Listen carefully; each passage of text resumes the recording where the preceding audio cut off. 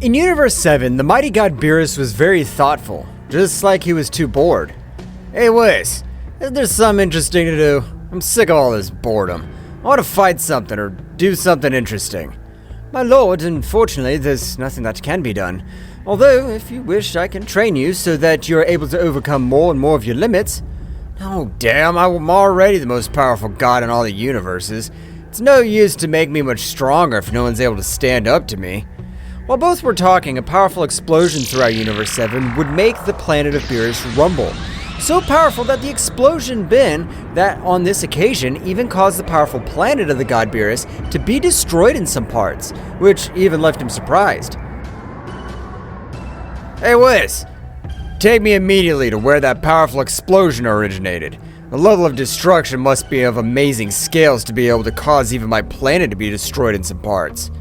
Both deities, at a great speed, had headed towards where the explosion had occurred. So when they arrived, they were surprised to notice how an extremely muscular being, just like his Saiyan tail, moved all over the place. That's right, the warrior belonged to one of the most powerful races.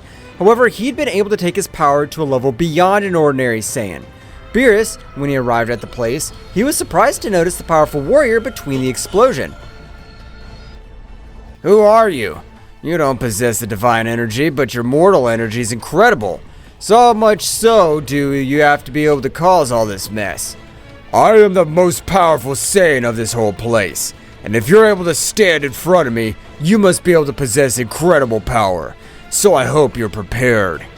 Beerus, without being able to observe anything, had been sent to fly at an incredible speed. So much so that he had the power that Beerus was impacting with the planet, had completely destroyed it. So Beerus would immediately recover, increasing a large part of his power, with which he would begin to walk towards Yamoshi. I'm the god of destruction, and I'm not just any god, the most powerful god among the 12 gods. It seems amazing to me that you, a mere mortal, has been able to beat me. Beerus would throw a powerful blow against Yamoshi, but to the surprise of both deities, Yamoshi was able to stop Beerus' blow with only one of his hands without the slightest effort. I've never heard of the existence of gods, but if that's what you said's real, I want to fight with all the gods. But if they're like you, they're too weak. Beerus, annoyed, would throw a big kick in Yamoshi's face, but to his surprise, Yamoshi at an amazing speed was able to move, taking him by the head, destroying planets and stars that were all over the place. That's right, Yamoshi had caused a great destruction with Beerus' body, so he would throw him towards another planet with a grate. Are you really a god of destruction? It doesn't seem to me that you're able to be an insect anymore, since not even an insect is as weak as you are. Beerus, with multiple wounds all over his body, would get to his feet, but large amounts of blood were spreading all over the place. Damn, my body's not able to withstand his punches.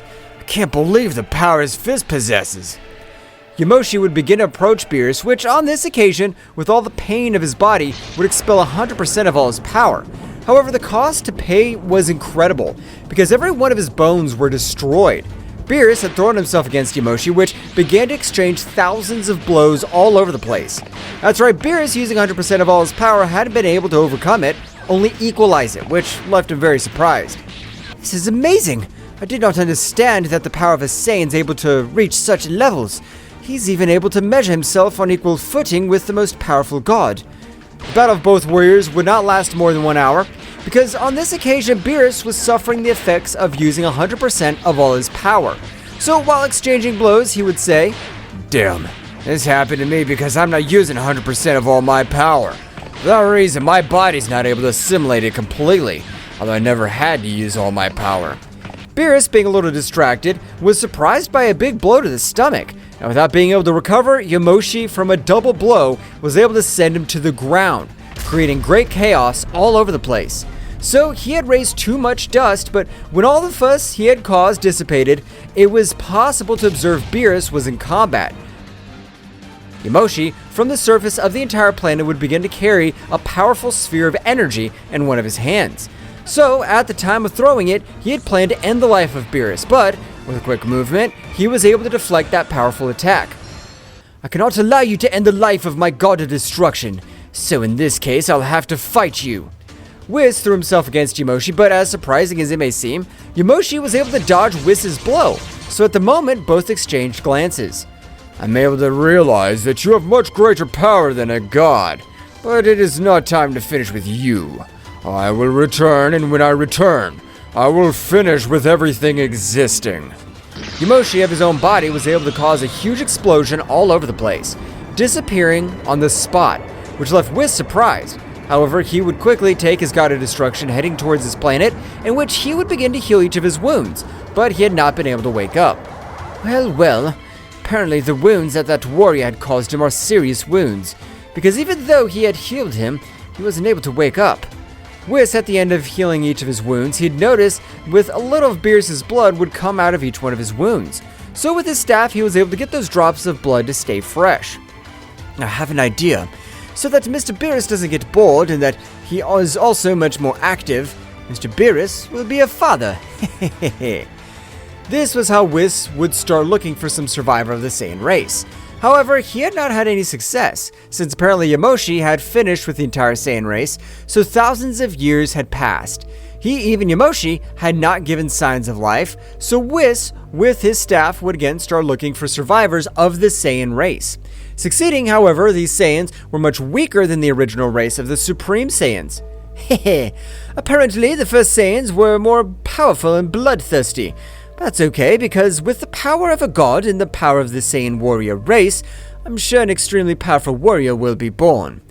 Whis, with his great speed, would go to the planet Vegeta, current planet of the Saiyan warriors. So, when he arrived, he would observe a beautiful woman who didn't possess warrior skills. However, a special blood ran through her entire body.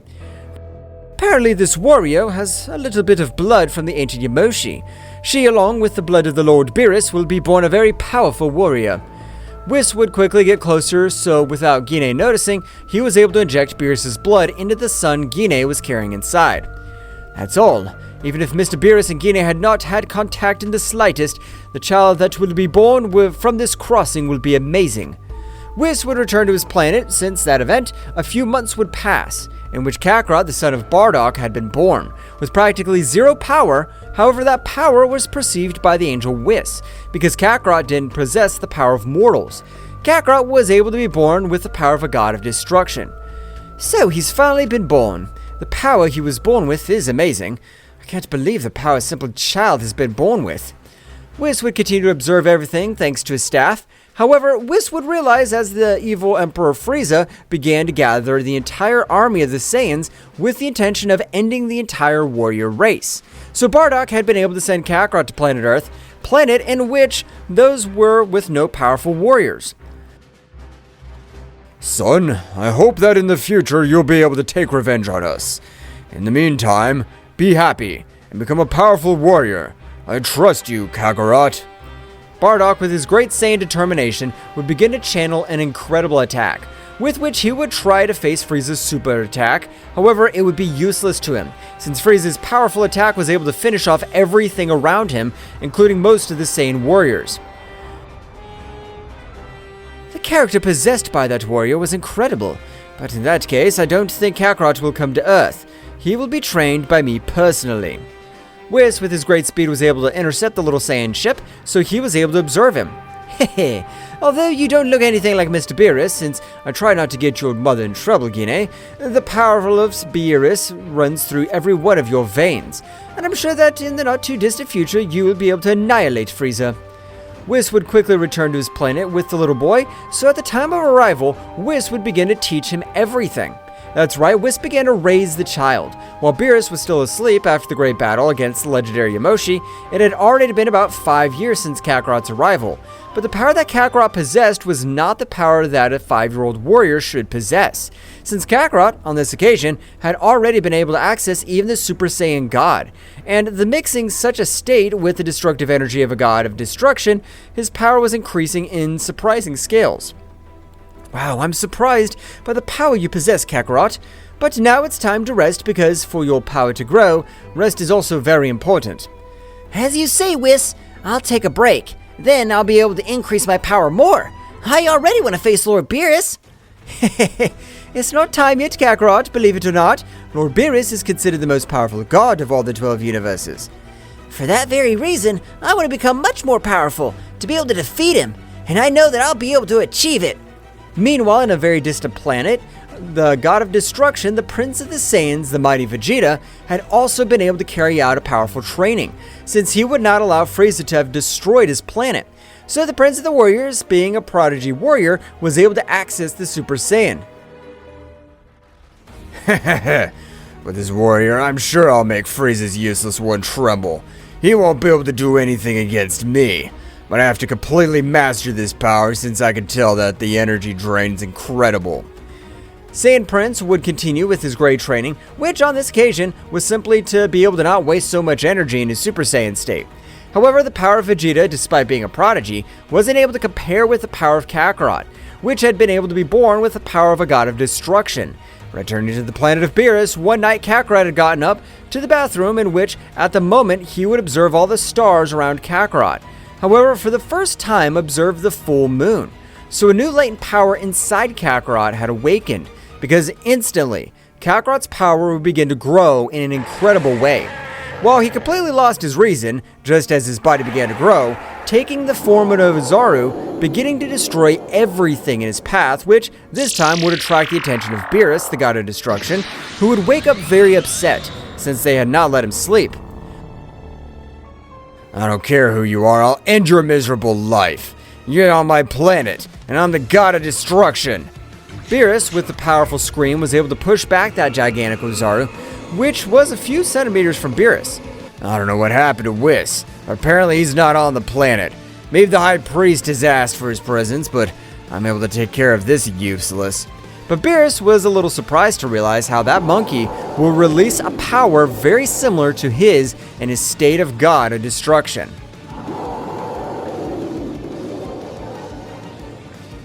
On the planet of the powerful god Beerus, great rumblings were felt all over the place, while the great Ozaru's fur turned a purple color, implying that he possessed the power of destruction all over his body. Beerus, without caring about the kinship he had with his power, had thrown himself against him, being able to give a few blows all over that body of the great beast. However, to Beerus' surprise, his fists were bleeding due to the incredible hardness of the Ozaru. What the hell's going on? How's it possible that this beast has such hard skin? Even my fists are shattered. Beerus, at the moment, with his great reaction speed, was able to dodge a great attack from the Ozaru. However, with his great tail, he was able to hit it, sending it to a very distant part of the planet, creating a great destruction all around. But with a great sound, the true power of Beerus would become present, with which a great aura would grow all over the planet. I must accept that you're a very powerful warrior, but you'll not be able to defeat me, since you're a damn beast.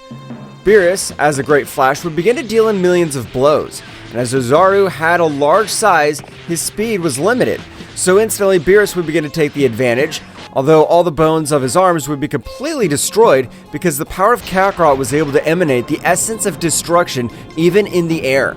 With which he'd been able to do that, the powerful god Beerus was affected, since all the air he breathed were like thousands of blades destroying his interior. Damn. I don't know how this damn beast came from, but I have to be able to finish it off in the next attack, since its destructive energy is much more aggressive than mine. Beerus would rise to the top of the planet, so he would begin to charge thousands of attacks, with which he intended to end the life of that beast, since the power condensed in each sphere of energy would destroy a galaxy. So destroying a single being shouldn't be complicated. Miserable beast dies! Atomic Devastator! All the energy spheres would be thrown against Kakarot, which seemed to be his inevitable end. However, with a powerful roar, he was able to destroy each of the energy spheres, and likewise cause great damage to Beerus, who this time would fall to the ground with multiple injuries. Damn it! How is he able to destroy all my energy spheres? Apparently I'll have to use the power beyond a god once more. Beerus, with multiple bruises all over his body, as well as large amounts of blood were spreading all over his body, would stand up. So instantly, an incredible power would make the whole universe tremble. So much so that the power of the most powerful god on that occasion, Whis, was able to feel the essence of his god, both by having a special connection, since each god and angel had a unique connection being able to feel when their god releases the power beyond what they can bear. No, apparently a new enemy has appeared. I doubt it's Emoshi, but I'll have to get back quickly. What's going on, Whis? Your countenance is completely changed. I'm sorry, Daishinkan-sama, but I have to go back to Mr. Beerus. I understand, Whis, but everything that happens is under control. You come back as we come up with a plan for the tournament between Multiverse. So it'll be, Father. With your permission, I retire. Whis at a great speed would begin to move throughout outer space. Returning to the planet of Beerus, the power and pressure that his body released was incredible. So much so that this time, even the powerful beast would begin to take a few steps back, since having no reason, he was only guided by his instincts, which on this occasion warned him that being in front of him, since the power of Beerus had changed completely, with which, on this occasion, the energy emanating from his body was capable of even disintegrating a god that was with a 100-kilometer range. I'm surprised you're still living, since the power of capable is being able to wipe out a god with my simple essence, and this power has only been able to withstand it. Damn you, Moshinyor. Beerus had moved with such overwhelming speed, being able to connect a great blow in the stomach of that great beast, being able to cause an amazing damage. But the cost of that powerful blow had been to lose his entire right arm. However, Beerus, with an arm of destructive energy, was able to make him fall to the ground, so the moment he fell, he would create a disaster all over the planet. Beerus would immediately begin to approach that great beast. I can tell that your desire to fight and destroy everything are over, so at this moment, I'll end your existence. Beerus, at the moment, had been able to throw a large sphere of destructive energy, but being inches away from ending Kakarot's life, Whis was able to stop such an attack, prostrating himself in front of that beast, preventing its death. But Whis, what are you doing? This beast invaded our planet. Whis would approach the Ozaru, and with the help of his staff, he was able to make Kakarot return to normal, which left Beerus very surprised. Hey Whis, you want to explain to me what's happening? Because I don't understand. Mr. Beerus, as surprising it may seem, this Saiyan is your son. For the reason, he possesses the energy of destruction, but I was able to combine the two most powerful genetics of the 12 universes. Don't tell me that's what I'm thinking, Whis. Maybe you've combined my god genetics with the genetics of a Saiyan. That's right, Mr. Beerus. I've combined your genetics with the warrior genetics of the Saiyans. For the same reason that Yamoshi warned that he would return, I know that this powerful warrior will be of great help to us. I understand, but how do you explain that he's my son, since I don't remember having any relationship with a Saiyan woman? Well, that's the easiest, because I'm able to implant her DNA into the fetus of that Saiyan possessed, so that Saiyan possesses her DNA. I understand, Whis, I understand. In such a case, I want my son to be able to even surpass all the angels, since he has the potential to do so. He's been able to force me to use the power beyond a god. That's right, and if at such a young age you are able to make him use the power beyond a god, imagine what his power will be like in a few years. It's not waste time. Better to train him once and for all. The night had passed quickly, so the next day Kakarot would wake up with his whole body aching. Ah, my body hurts too much. I feel like a planet's fallen on me. Well, it's like a universe is falling on you, Kakarot, since the blows of Mr. Beerus are not weak at all. But all this would only happen through the mind of Whis. So at the moment, Whis, with the help of the staff, was able to heal all the wounds of Kakarot, with which he had been able to obtain a powerful Zenkai, with which instantly his whole body had evolved, needing a much greater state, because his current state was not supported by the power he had obtained. So Kakarot would begin to release all his beastly power, being able to access the Super Saiyan Blue at such a young age. Wow. It's amazing the power Kakarot's been able to acquire, but it will be better to start training his new power, so that you possess a wear and tear of energy. That's right, Whis. Let's start with the new training. While Beerus was lying down in a distant part of the planet watching the progress of his little son, meanwhile returning to the Prince of the Saiyans, the powerful Vegeta was also able to control the Super Saiyan completely, not having any wear of energy with which he felt ready to end the life of Frieza. It's time. I'll have to end that wretch, since the only ruler of the universe must be me. Vegeta would take his ship, leaving the planet where Frieza was, which at the time of arriving at the Frieza Army headquarters, he would be informed as the evil Emperor had gone to another planet, in which, according to rumors, it was said that the inhabitants of the planet were capable of fulfilling wishes. Then the evil Emperor Frieza, upon learning such information, would seek to possess immortality, so that nothing and no one would be able to take away the reign that he had been able to achieve. No, damn it! I can't allow that wretch to become immortal, because if he does, I'll be his slave for his whole existence. Vegeta would also go to the coordinates of that planet, so not being so far away, he was able to arrive in a few hours, realizing as the evil Emperor, he had been able to collect 6 mysterious spheres, but by the trackers they had, Vegeta was able to inform him that to be able to fulfill the wish, they needed 7. I arrived on time. If I'm able to hold the last sphere, no matter what I do, I'm not going to give it to you. Vegeta would quickly start in search of the last Dragon Ball, so that he would end the lives of hundreds of villagers on that planet, completely failing.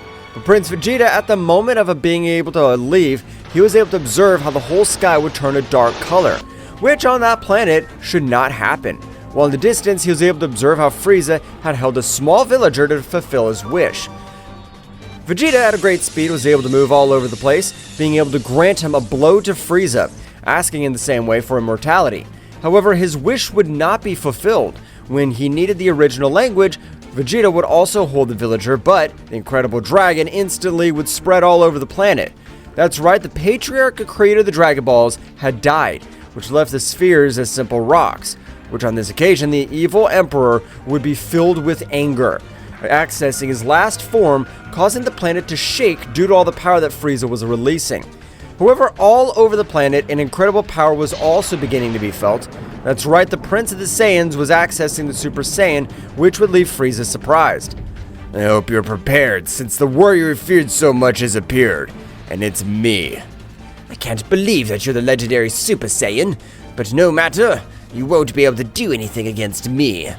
The battle of both warriors would begin. Their battle at this moment would begin to destroy the planet completely. However, on the planet of Beerus, Kakarot would be able to feel a little key similar to his, as well as an extremely evil power. Hey Whis, whose are those powers? Whis, with his staff, he was able to realize that it was the Prince of the Saiyans, the evil Emperor of Frieza, informing Kakarot. Heh, that'll be fun. I'd like to go to that place and meet another survivor of my race. And by the way, finish with that damn demon that finished with my planet. Do you want me to take you to the place where they met? No, Whis, don't worry. I'm able to get there on my own. Right now, I plan to finish those damn worms. Kakarot, with great speed, was starting to move all over Universe 7, so would arrive in the matter of a few minutes. Meanwhile, Beerus would start talking to Whis. Hey Whis, I think it's time for the Saiyan to be able to meet other deities. How old does he currently possess? I think he's currently 17 years old, my lord, and the power he's able to channel is amazing. I think that's the age he is and the power he possesses. It's time for him to start getting to know other deities. My son will be able to rise to the top of all gods, I'm sure. And of course that I'm sure. The power he possesses at only 17 years old is amazing, since even the gods trained for millions of years to be able to possess a similar power. Returning to the planet, Kakarot had been able to arrive, beginning to observe the battle that both warriors were carrying.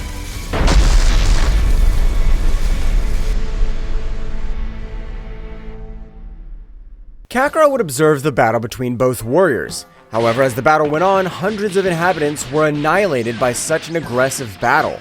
Although from Kakarot's point of view, the power of that battle was not of importance, since compared to his great power, it was absolutely nothing. This battle has no reason to drag on, because that bastard who calls himself Emperor must be eliminated, and there must be no more dead on this planet. So instantly Kakarot was able to get in the middle of both warriors, being able to stop their next attack, which left both warriors surprised.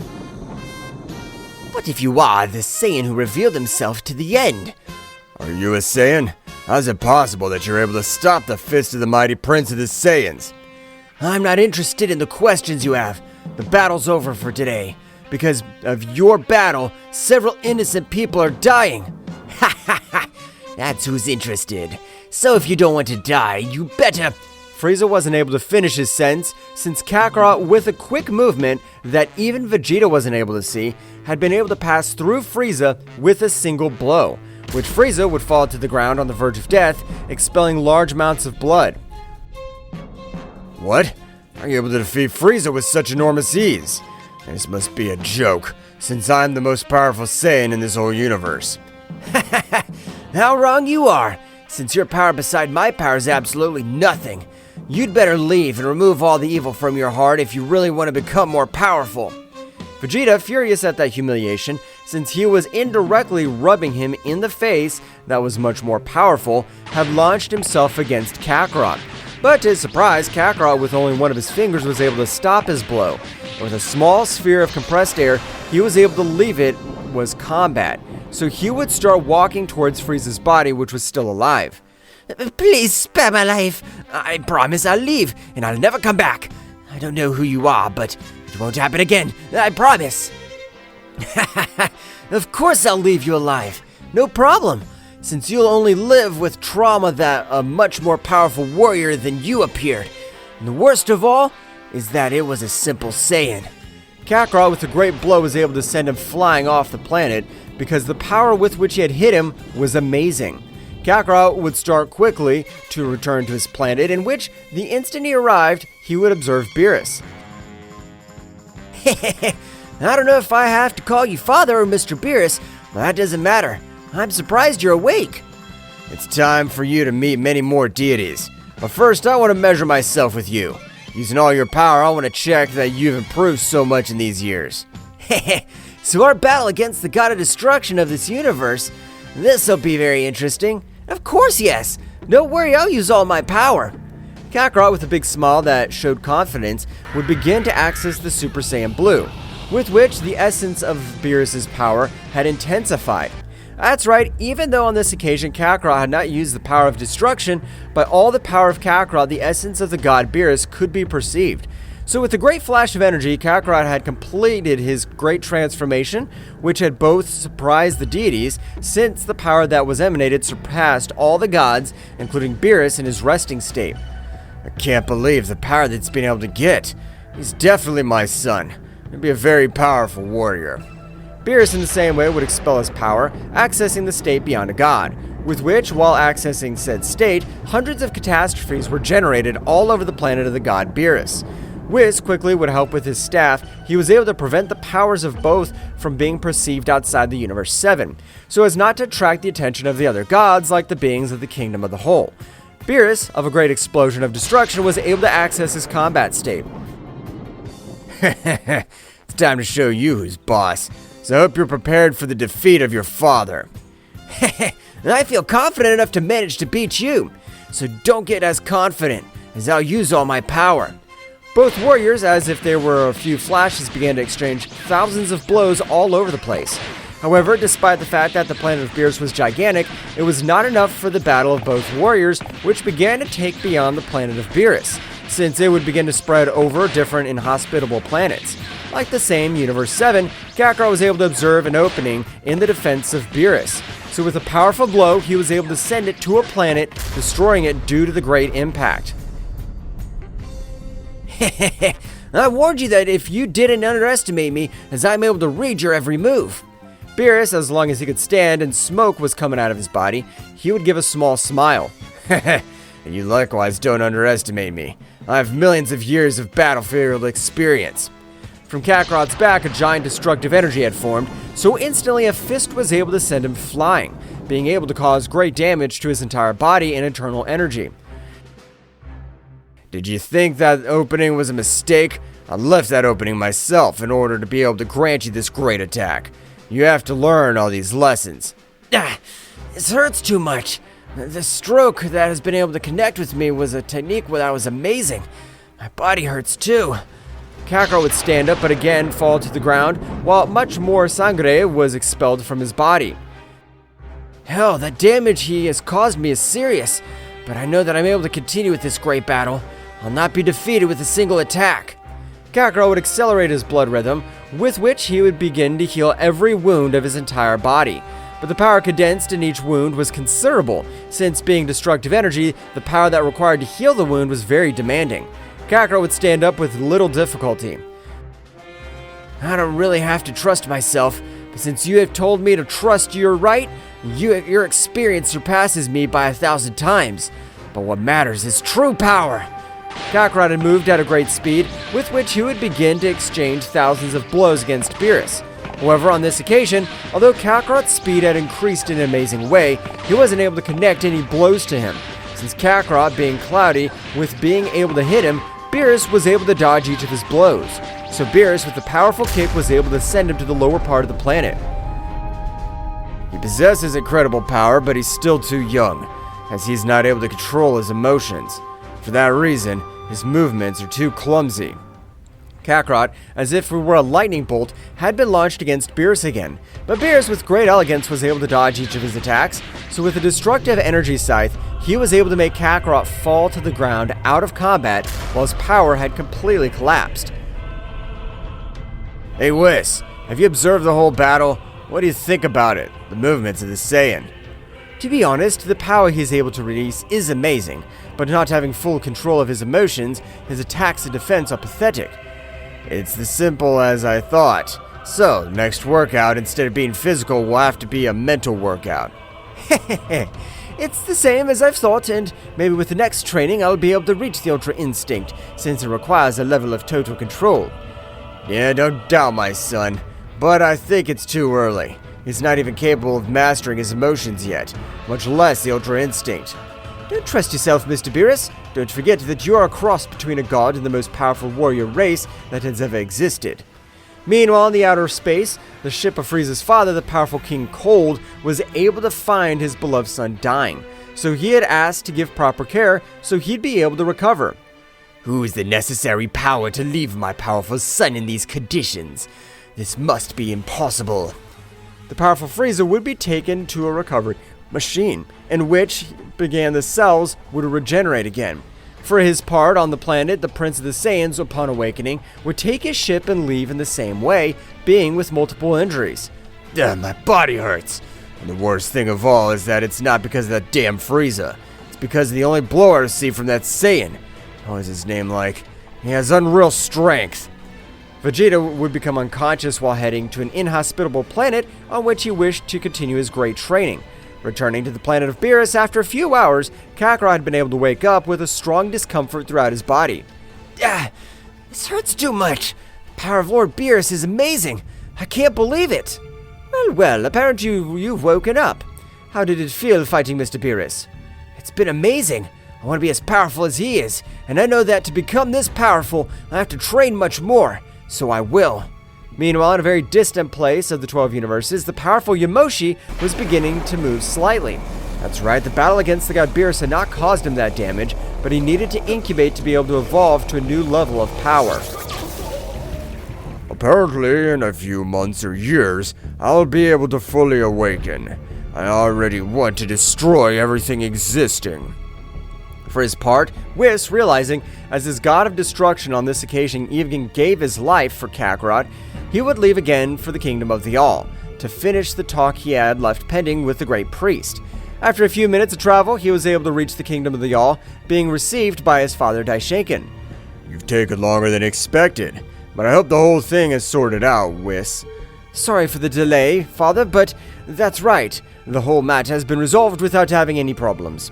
Daishinkan along with Whis began to talk for a few moments, in which apparently the kings of each of the multiverses wished that the multiverse of Zeno-sama participate in this tournament, since 50 trillion years ago that the multiverse of Zeno-sama does not appear in this great multiverse tournament. Excuse the question, father, but why haven't we participated in these last 50 trillion years? Even we are not that old. You are correct, Whis. Even we're not that old, but we have not had the opportunity to have a powerful warrior represent us, since even I, the most powerful angel of this multiverse, am nothing to compare to these warriors. I understand, father. In that case, first we must all find an extremely powerful warrior to represent us, and we will think about the strategy later. Since it doesn't matter the strategy, if we don't have warriors, it's useless. I agree with you, Whis. Let's hope that in the next 2,000 years we'll find some warrior, since the tournament will take place in 4 million years. I understand, Father. We'll do our best to find the right warrior. While Whis was returning to the planet of the god Beerus, he would say to himself, I'm sure that the warrior that would be able to represent us will be Kakarot, since at such a young age he's able to possess all that great power. In a few thousand years, he will surpass even the king of the whole. But Whis was surprised because the instant he had arrived, he was able to observe how Beerus was on the verge of death, while a mysterious warrior stepped on Beerus' head. However, an incredible power was felt all over the planet. That's right, Kakarot had access to the state of Ozaru, combining it with the destructive energy of his father. But unlike before, the power that emanated on this occasion was surprising. While likewise, on this occasion, he had not completely lost consciousness. I'll annihilate you! I'll annihilate you! I won't forgive you for leaving my father in such conditions! Kakarot, despite being transformed into Ozaru, would begin to access a new transformation, which this time was capable of shaking the 12 universes.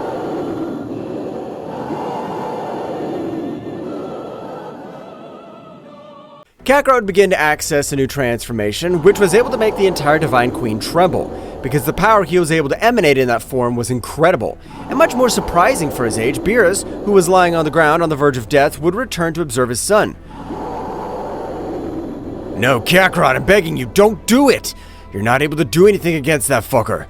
His power is amazing. The powerful warrior would create a great flame of fire which had grown up to the atmosphere of the planet of Beerus, in which a silver-haired warrior could be observed. At first glance, he looked like a simple human being, but to the surprise of everything, he really is a powerful god of the underworld, which possessed one of the most powerful eyes of all that multiverse. That's right, his eye was able to slow down any warrior, as well as able to observe the invisible energy attacks. I'm surprised by the power you possess. It's amazing. But let me tell you that to face me, it'll not be enough for you, since even your size will not allow you to attack me with great speed, while I'll be able to attack you at my maximum splendor. The mighty warrior had rushed against Kakarot, however, instantly, Whis would likewise rush towards Kakarot, intending to save his life, because in that warrior's palm, a chaotic power was forming. Damn it, I won't make it on time! The warrior would throw his powerful attack against Kakarot. However, to the surprise of everything, Kakarot's simple aura was able to disintegrate such a powerful attack. While his body began to shrink, and his power did not seem to have any limit, on this occasion even Kakarot's power would be perceived up to the kingdom of the whole, in which Daishinkan was surprised, since in thousands of years he hadn't felt such a pure power. Although he was not able to compare with his power, Daishinkan was able to feel the essence that emanated that great power. That power is capable of being compared to the guardian angels, but its essence seems to be that of a simple teenager. It must be impossible, since to possess a power like that, millions of years should have elapsed. Returning to the planet of Beerus, Kakarot at the moment would generate a powerful explosion all over the place. So much that it seemed that its explosion had been able to reach Beerus. However, as the smoke generated by that explosion dissipated, a Kakarot could be observed holding Beerus in his arms while approaching towards. Whis, please take care of my father and heal all his wounds. Kakarot's appearance had completely changed because the power of a god of destruction was running through his body. His power was evident, since on this occasion Kakarot's entire body had been filled with a purple-colored fur, similar to the color of destruction, while his simple aura was capable of eliminating beings that direct their energy towards Kakarot. It's time to start with the combat, or rather it's time to send you to the other world. You've left me amazed by all the power that you've been able to acquire. But in order for you to be able to face me, you must possess a power that surpasses the angels. For that simple mortal like you, it's impossible. Why don't you check it out for yourself? If you're so wrong it's impossible for me, you should be prepared to take the beating of your life, or am I wrong? Yuta, which was the name of the warrior, had rushed against Kakarot, but Kakarot, with an incredible agility, was able to dodge the blow with an overwhelming power, was able to connect a single blow in the stomach of Yuta. But the blow, despite looking normal, contained an incredible power, so much that when it collided with the planet, it had completely destroyed it in its entirety. What? How was he able to hit with such great accuracy? Even the power with which I exercise the stroke is of another level. I can't believe it. What's wrong? Have you not been able to observe that blow? I promise that in the next attack I'll slow it down so that you're able to observe my movements. Furious, Yuta would raise his power, creating disasters for all the planets of Universe 7, and Furious would begin to attack Kakarot. Yuta's blows, despite possessing the power to be able to destroy galaxies and planets by connecting his fist with Goku's skin, didn't seem to have any effect. But this was because, in that state, his body carried the resistance of the Ozaru. That's right, for the reason his resistance was thousands of times greater, without losing speed due to the size he possessed, while Kakarot, of the few blows he was able to deal her, he had been able to cause him a great damage. Returning to the Daishanken Kingdom of at all, he was contemplating the Great Battle, which left him surprised because when witnessing it in detail, the combat style that Kakarot possessed seemed to be that of an experienced warrior. I can't believe that warrior possesses such a style of battle, and I'm sure that by his essence he must not exceed 200 years. He must be considered a genius, but what does one of the gods of the underworld do in these universes? Daishanken, with his great power, would be able to reach the planet of Beerus in a few seconds by prostrating himself to the side of Whis. Father, are you even interested in the battle? That's right, Whis. I wish I was able to talk to that warrior to grant him a training. Can't believe the power he possesses. I'm sure he doesn't exceed 200 years of training. You're completely mistaken, Father, since Goku does not possess such an age. Apparently you know him, but my ability to sense the essence of beings hasn't changed, so he can't get over that age. You are correct, Father. He does not exceed 200 years, but the total age of that warrior is only 18 years. He does not even reach a century of training. Daishanken was extremely amazed because, though his mind passed the thousands of probabilities that they could perform in the multiverse tournament if that warrior really possessed only that age. Father, are you alright? He's gone completely silent. But at that moment, in front of both angels, Kakarot had appeared, holding the powerful underworld god Yuta by the neck, while he had created a barrier to clash in front of Beerus, who regained consciousness. This is for you, Father. Is that enough, or do you want me to keep making him suffer? No, Kakarot, you shouldn't be like that. Please, leave him alone. He's received enough already to end his life once and for all. I understand, Father. Still have a lot to learn, but I will fulfill your request. Kakarot would fly at a great speed, so instantly, from a few hits on each energy vein, it had left him on the ground. He wasn't able to move at will, as he was only able to crawl like a worm. You look like a fucking insect. I thought that considered you the god of the underworld, your power would be much greater, but you turned out to be a worm. Please, lose my life. I swear I'll leave. I'll never set foot in these universes again.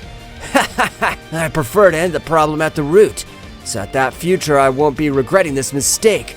So die. Kakarot would throw an attack against Yuta, who, being totally without energy, would be completely pulverized. Not even the bones being left, since Kakarot's power had pulverized him completely. So instantly, Kakarot would begin to approach where all the warriors were. Daishanken, when observing him completely with a flashing speed, would prostrate himself behind Kakarot, while thinking, the power he possesses is incredible, but he still needs to experience to be able to read these types of movements. Daishanken, while granting his blow, was surprised when Kakarot appeared at Daishanken's side, while his aura formed a beast which likewise released a suffocating pressure throughout the Universe 7. This is amazing! I, being the one of the most powerful angels, have not been able to observe clearly what happened. I don't know how Kakarot was able to dodge such a blow. Beerus was surprised, while he was equally proud of his son. I'm sure Kakarot will be one of the most powerful warriors in this entire multiverse. He has to put up the whole Universe 7. I'm surprised that you'll be able to see my movement. Do you have eyes in your back? Or how were you able to see when my stroke was healing? You are right about something. It was very complex that I was able to see your movement, but what you don't know is that I'm a Saiyan warrior. I come from a warrior race.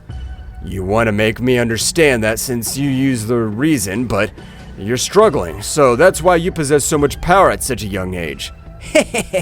You could say that, but I also possess destructive power thanks to my father, who's Beerus, and I have Okmo gold to overcome it, and by observing how I could even give my life for myself, I was able to awaken this new power.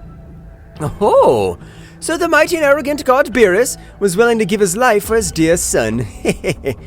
Beerus would be a little embarrassed, but at the moment it seemed that everything was over. An extremely incredible power would become present in all the multiverses. Not only in the multiverse of Zeno-sama, it would become present in the 8 multiverses that existed. Whose power is this? How's he even able to emanate all his essence through all the multiverses?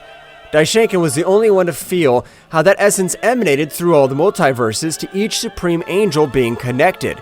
So each angel was able to communicate with each other by that great anomaly. You, Zeno-sama Multiverse, have not participated in a tournament for trillions of years. By sending one of my underworld gods, you have been able to end his life. I swear that I'll eliminate your multiverse completely, and every being that allied with you. A powerful explosion was beginning to expand towards all the warriors present, which at the moment Kakarot would stand in front of that great explosion. Being only in essence, the warrior was not able to release his power completely. But despite being only in essence, the damage he had caused to Kakarot was incredible. So that guy was able to end Yuta's life. But it's a pity that he won't be able to fight again with all those wounds on his body. No damn, the only one who'd be able to guarantee us the victory was Kakarot.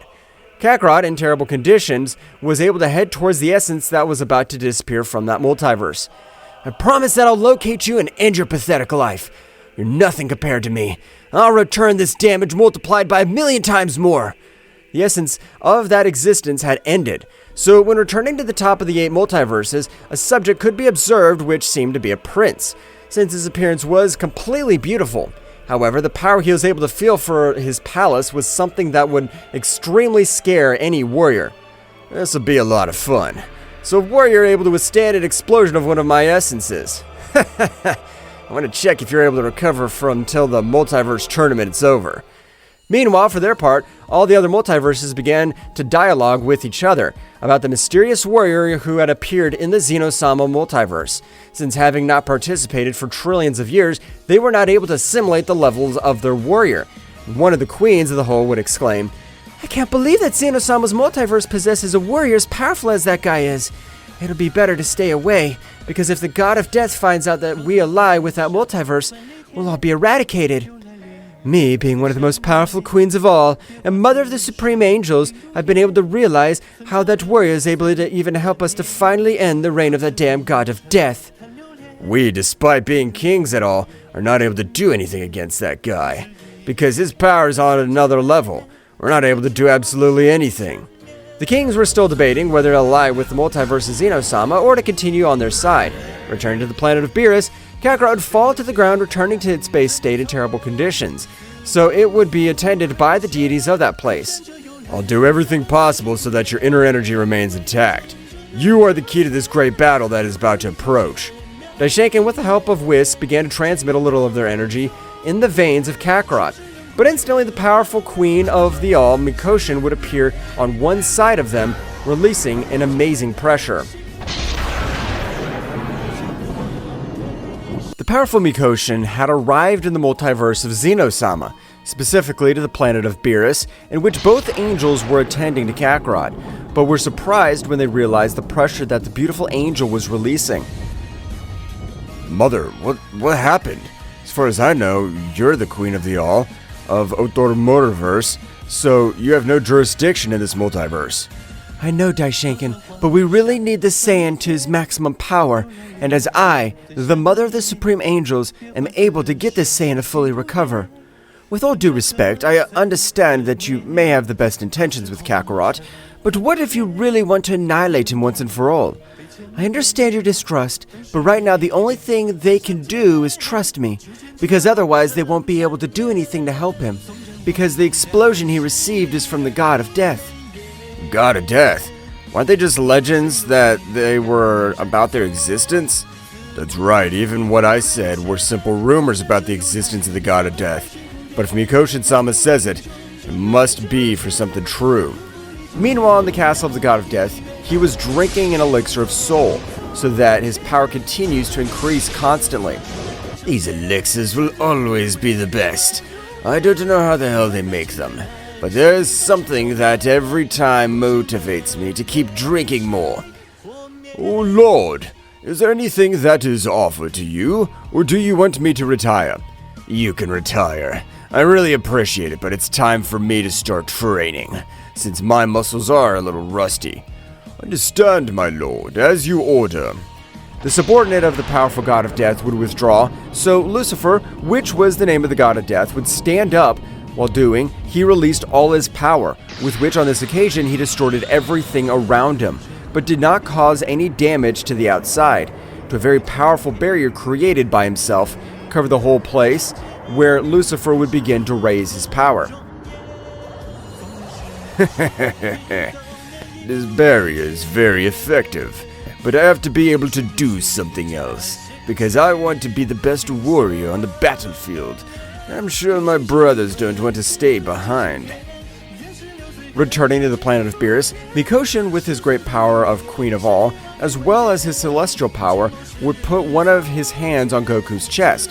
So the instant he would begin to transmit a small amount of celestial energy, which, with great difficulty, was able to eliminate a few residues of that explosion, but it wasn't enough to heal Kakarot completely. Apparently even I won't be able to cure him completely. I do not doubt the great power, but I am sure that Kakarot's able to recover himself and be at 100% of all his power. I understand that they trust their most powerful warrior, but that's impossible, since the power he has been able to withstand is a power that no warrior should be able to achieve without taking a serious damage. At that moment, the king of the whole, Zeno-sama, had also arrived on the battlefield, so he was surprised to notice the presence of Mikoshin. This is amazing. I never thought to see you in my multiverse. I never thought to be in your universe, because they are only allowed low-power warriors. But this time it deserves it, because apparently without the help of this Saiyan, all of us will be puppets to that god of death and his stupid brothers. I understand, but what does the Saiyan have to do? The power that he possesses at such a young age is amazing. I can't believe the power he's able to support his whole body.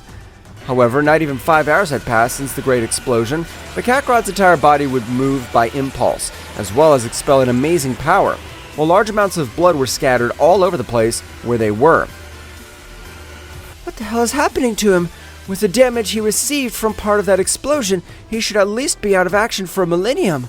Kakarot's power would continue to increase until at a certain point Kakarot created a small explosion, which was not dangerous for those present. However, from the whole sky, it would start raining blood, and instantly Kakarot would fall to the ground again out of combat, which had left everyone present baffled. Mikoshin-sama, do you even know what happened? In all my years of existence, I have never witnessed anything like this, and I have not the slightest idea what is happening to this Saiyan. I'm not interested in what I have, but the only thing I wish for is my dear Kakarot to not affect in this conflict that's about to be approached. It's a pity that Kakarot is the main one involved. He was the one who completely defied the god of death, and if he doesn't participate, I'm sure he will erase this multiverse without giving them the opportunity to defend themselves. I can't believe that me, being his father, I'm not able to do anything. He's just a kid. Even though he possesses great power, he has hundreds of years to live. Mr. Beerus, I'm sure an NDA's bad will happen. The power of Kakarot is amazing. Mikoshin, while approaching again, this time she was surprised because in that blood that Kakarot had expelled, there were all the residues of the explosion. That's right, Kakarot had forced his body once again to eliminate all the damages of that explosion, which implied that his body would be able to recover 100%. Mikoshin, with his great power, would begin to feel all over Kakarot's body, realizing that every vein of energy were completely empty. However, he did not possess any residue from the power of the god of death. I couldn't believe what Beerus had said, that you'd be able to heal on your own, but you have to be able to shut me up. Since you have succeeded, I trust you, Kakarot. Mikoshin, before leaving for his multiverse, would likewise grant him a little of his celestial energy so that he'd be able to completely master it. If that warrior was able to possess all that power with the simple power of the blood of Beerus, I can't imagine if he's able to master the celestial energy. I'm sure we would finish with the god of death. Meanwhile, and all the other kings of the whole were debating about what happened, since among the 8 kings, there were only 6 left, since one of them was Zeno-sama and the other Mikoshin. I don't know what to do, since I really don't know who the puppet of those guys are anymore. But if this plan fails, we'll all die no matter what we do. But if there are risks, we must take them. I want to ally with Zeno-sama's multiverse, but there's still time, so we can analyze our possibilities well. Archon is right on that point, because if we make a hasty decision, we could get into big trouble, so it will be better to wait. Mayuki's right. In such a case, we'll meet in 2 centuries to discuss all this. All the kings at all would leave for their respective multiverses and palaces, Returning to the planet of Beerus, 6 months had already passed in which Kakarot was still unconscious, but his vital energy was stable. Meanwhile, throughout the universe, the Emperor of Evil, Frieza, along with his father in this time that had elapsed, they would be able to adopt new powers. So they were confident of defeating the Saiyan, which was able to sweep the floor with the Emperor of Evil, Frieza. That monkey, I already want to find you and to end your pathetic life. Not before returning the humiliation I received on that planet.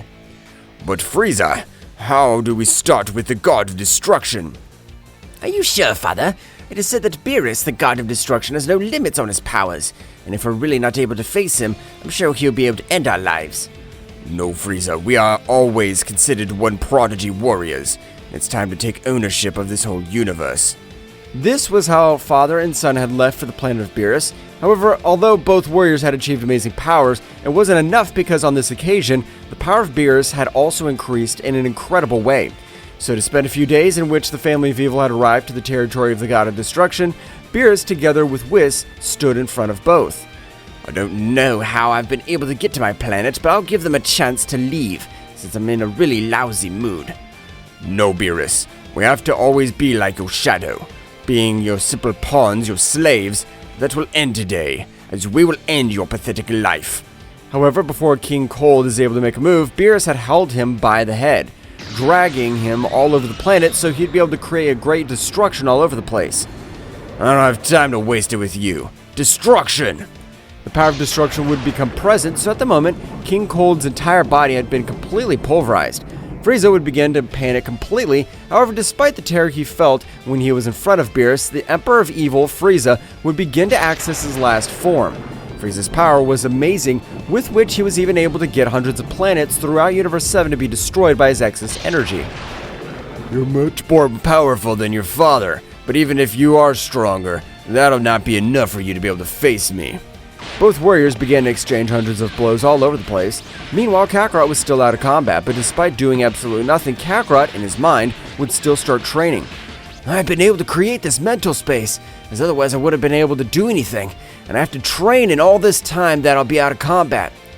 This is how Kakarot, despite still being out of combat in his mind, he was still following a rigorous training, with which he had planned to overcome even the power of the King of the Whole. Meanwhile, in the Mikoshin multiverse, a great pressure was felt all over the air. That's right, the pressure of the powerful Queen of the Whole, Nin, who would reach the Mikoshin multiverse. It's a surprise. To what do I owe this honor? Mikoshin, we were best friends millions of years ago, and we were both recruited to be queens of everything. So I'll ask you without hesitation, do you think that Saiyan is capable of defeating the God of Death? Nin, I'm sick of being a puppet of him. He's even abused hundreds of goddesses just for his position as God of Death, and I'm sure Kakarot's power is capable of this and more. It's okay, Mikoshin. There are 4 All-Kings on my side. Among all of them, we are the 6 All-Kings. Only the 2 most powerful ones remain. Don't worry about that. They are not the most powerful since I have never shown all my power, since I have never had the need to do it. But this time I'll even defeat them if the situation warrants it. Don't say stupid things, Mikoshin, because in all the battles they've had, you've never been able to beat him. But I'm counting on you, Mikoshin. Nin would disappear from the Mikoshin multiverse, while the powerful Queen Mikoshin would stand up and a big smile would be drawn on her face. So they are known as the 2 most powerful gods. And who decided it? They have never fought against me, and to their bad luck, they will not be able to do anything against me. Mikoshin, with an overwhelming speed, would begin to move throughout the multiverse, being able to reach where the second most powerful king, which his name was Archon. But if you're Mikoshin, what do you want? Today I want you to join my cause, and if I have to defeat you, I will. What stupid things are you saying? I don't see myself losing to you. But it's okay, I'll accept your challenge. At the moment of Archon finishing saying his answer, Mikoshin, with a certain blow on his face, was able to send him to sit on the surface of the planet. But a disaster would be created all over the outside. That's right, the power that Mikoshin had considered was his fist was amazing. You've always taken this battle seriously, since I'm not going to let myself be defeated like I've always done. A little stunned, Archon would stand up so he would instantly begin to expel his surprising power to face the Queen of all, Mikoshin. It was a normal day in the life of the inhabitants of planet Earth. People were eating in restaurants, walking with their families. There were children playing when suddenly a giant lightning bolt was seen in the sky that caused a strong movement throughout the Earth's surface.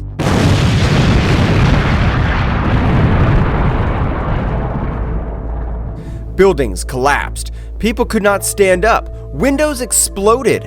All this resulted in car accidents and injuries. At the moment, a child was going to be pierced by a giant glass that fell from a building. Very close by, we see how a being that we cannot distinguish who it is flies through the skies at great speed, rescuing people who were in danger due to the strong movement. At the precise moment when the child was about to die, that being rescues him, seeing how a huge piece of glass explodes against the ground. We see how this hooded being stands up from behind, revealing that it was none other than Goku, who had been hidden for a long time because Daishinkan and the angels wanted to see him dead. Goku, with a different appearance than the one we all know, after rescuing the boy, is amazed by the energy that emerges from the earth to the sky. We can see how Vegeta arrives at the place where Goku is together with the Z Warriors, who were still saving people from the disaster. Vegeta looks at Goku face to face and says, "Kakarot, insect, where have you been all this time?" At that moment, Gohan and Goten arrive and tell him, Dad, where have you been? "What happened to you, father?" All this happened while Piccolo, Krillin, Trunks, and Android 18 were rescuing the people affected by the movement. After having finished saving them, they arrive to where they are reunited with Goku and look at him very surprised. In a head-to-toe scan, we can see Goku's face very emaciated, with wounds and pronounced cheekbones because he had not tasted any kind of food for a long time. At that moment, we go back in time about 20 years ago. We see how Goku and his son Goten are walking together in the forest. Goku, talking to his son, says, Hey Goten, are you ready to fish today? To which Goten replies, Yes, Dad. Will you show me the fastest way to catch them? Goku, happy for his son's enthusiasm, replies, Of course, Goten, but this time I'm going to try something different. Watch this. Goku dives into the water and after a short time comes out with a big jump with a huge fish moving on his hands. Goten, very surprised, says to his father, Wow, Dad, how did you do that? Goku, showing a very happy expression, says, When I was little like you, Goten, I had to find my own food in order to live. You should try to give it a try. Goten, very excited, says to his father, I'll try. And so Goten dives into the water to the joyful sight of his father, to which, on the first attempt, Goten fails to catch any fish. Seeing Goten's sad face, Goku encourages his son, saying, Don't worry, Goten. It's a matter of practice and patience. The key is to be quick and not scare the fish. So Goten dives in again, but this time it takes a long time to come out. When suddenly Goku feels a very powerful ki very close to where he was. Because of this, Goku worried about his son's dives in search of him. Once in the water, he sees Goten fainted and next to him a very strange artifact. Goku, worried about the state in which he found his son, swims to rescue him. At the moment, he was about to lift his son in his arms, ready to go to the surface, the strange artifact begins to emit a very sharp sound that only Goku hears. Wu, with a face of confusion and pain, tries to lift his son, but suddenly the artifact comes off the ground and permeates his chest. Once on his chest, the artifact stops emitting that strange sound and Goku stops feeling the ki of a moment ago. Goku does not take importance to what had happened to him and worried about his son. He lifts him up to get him out of the water. Once outside, Goku puts his son on the ground to revive him, but suddenly an unknown being appeared to him. This being had a greenish coat, blue hair with black tips, and it was a very strange appearance. But it did not seem to be something real. It looked like an illusion. Goku, upon realizing this being, became alert and put his son in good protection. After that, addressing the being, he asks him, Who are you?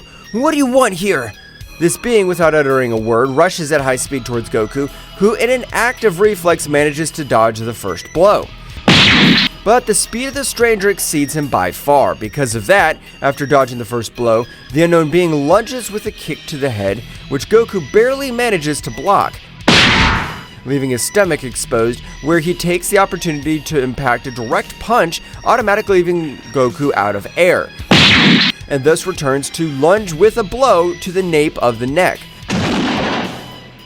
Goku, when he was about to lose consciousness, hears a voice in the distance that says, "Apparently this is my best guest that could touch me," saying this in a sarcastic way. "I hope my colleagues are in good condition." After hearing these words, Goku faints. A few minutes after the fleeting confrontation, Goku regains consciousness, and realizing that the unknown being was no longer in the place, he looks for Goten, and when he finds him, he begins to unexpectedly and repeatedly call his name to make him react. Seeing that calling him had no effect, he feels his breathing and notices that he was almost not breathing. He creates an energy sphere in his hand and places it on Goten's chest. Once Goten revives the energy from his father, he reacts and spurts water from his mouth. Goten, with a puzzled expression, asks his father what had happened, to which Goku says, "I have the same question for you. What happened?" Goten tells him that at the precise moment he was about to capture the fish, he felt attracted to the artifact, which also tried to impregnate in his chest. At the time, Goten felt a strong source of energy that ran through every part of his body, which was very difficult to control, and felt how that strange energy weakened him until he lost consciousness and fainted. Goku had his thoughts, and that he also felt the same strange and very powerful energy running through his body, and worried about his son, asked him if he still felt that energy inside him. Goku calmly and a little puzzled told him no, that he only felt that when the artifact was trying to permeate him. While this was happening on Earth, Whis and Beerus went to the Kingdom of Everything to talk to Daishoken, since they had noticed him very tense and worried.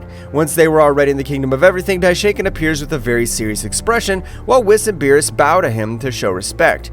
Daishoken, relieved to see that Whis and Beerus were with him, tells them something very strange and dangerous is about to happen.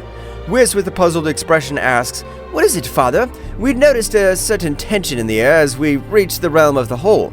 Beerus, yawning without realizing the seriousness of the fright, says to him, "Trouble again?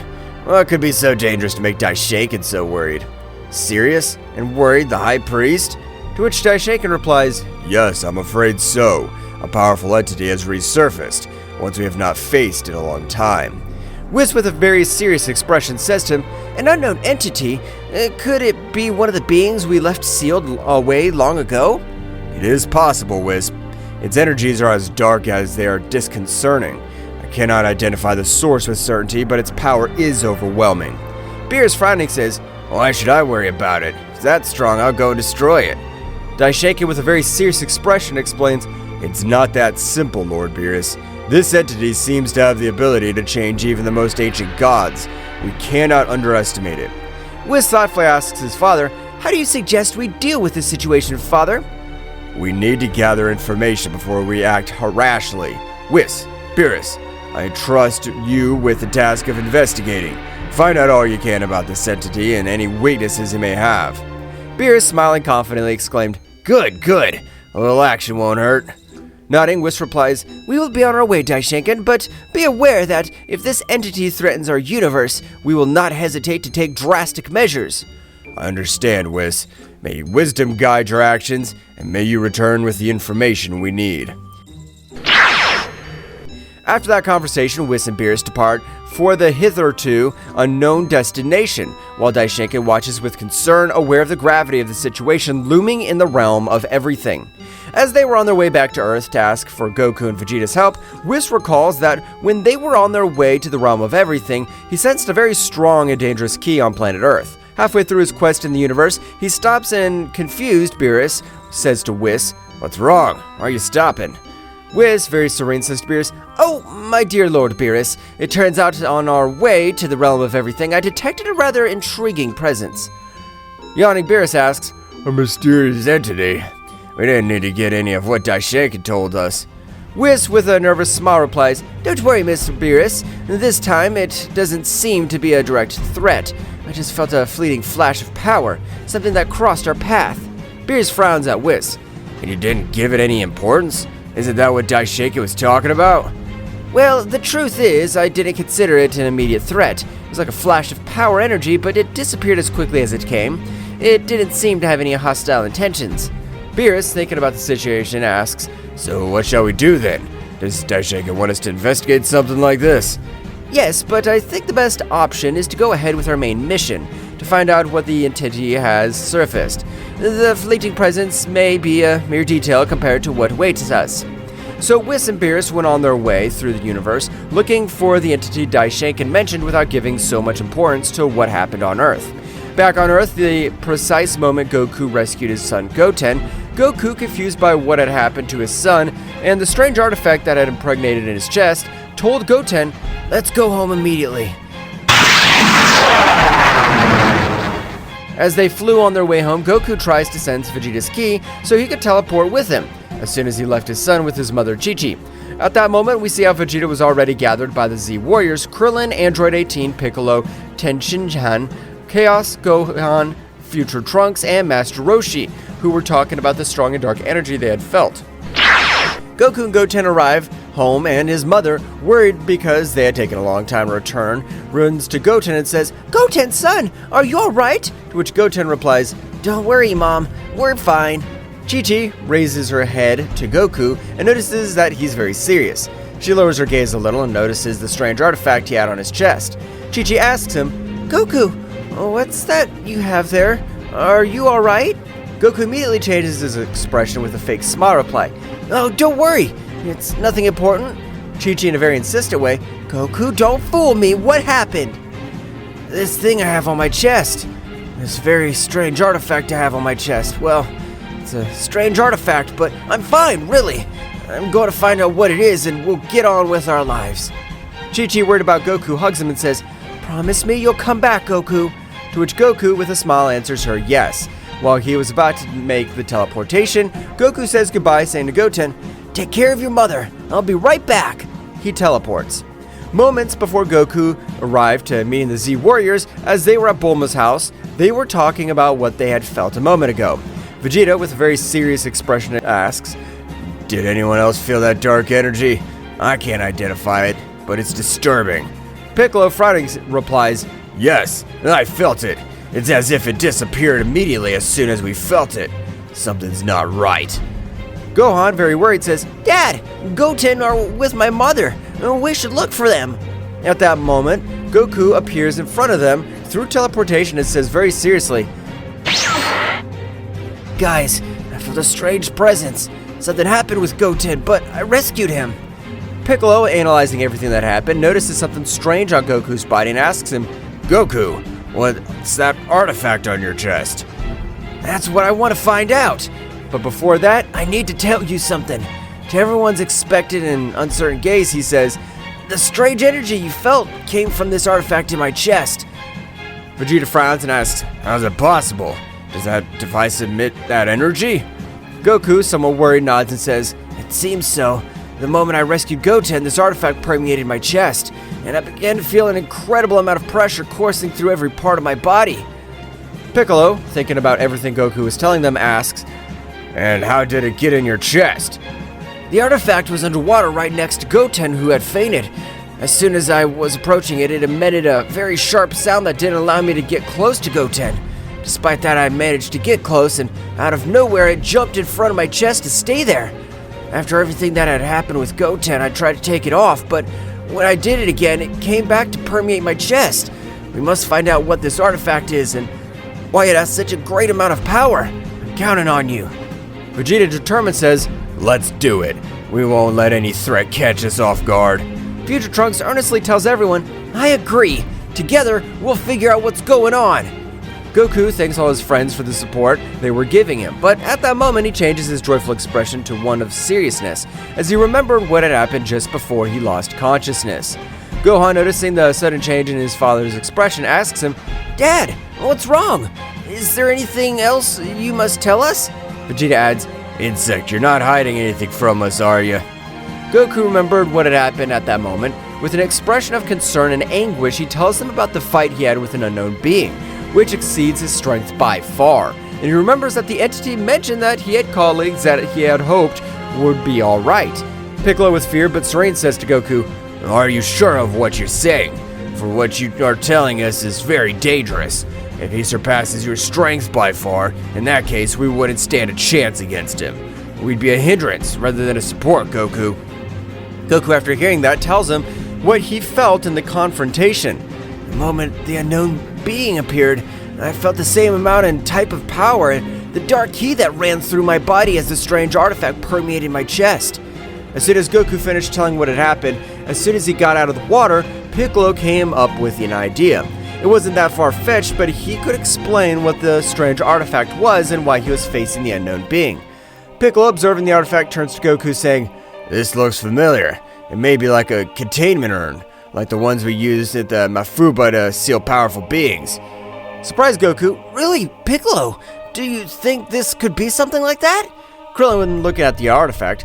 An artifact like this one, used with the Mafuba on Goku's chest? Since when did battles become so complicated? There's always something new with you Saiyans.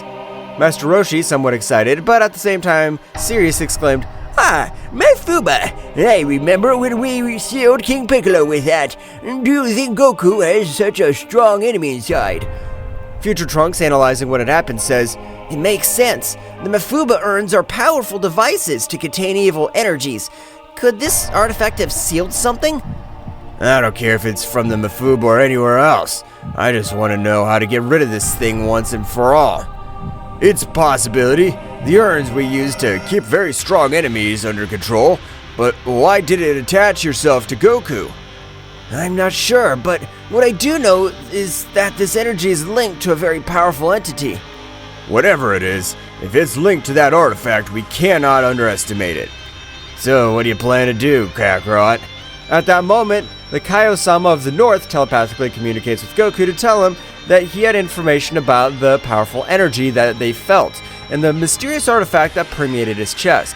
Kaio-sama tells him to get to his planet quickly. First, we need information. Kaio-sama has information about this artifact and the being that might be inside it. We must go to Kaio-sama so we can find out what we're dealing with. Vegeta nods and Goku continues. Exactly, but first, I need your help. If there are any more entities like this, the Earth could be in danger. And with this connection to the artifact, I could put them at risk. Therefore, I'll only go to Kaio-sama to get the information to get rid of this artifact. Kakarot, don't even think that you'll do this alone. I'll go with you, insect. I can't accept that you become stronger than me.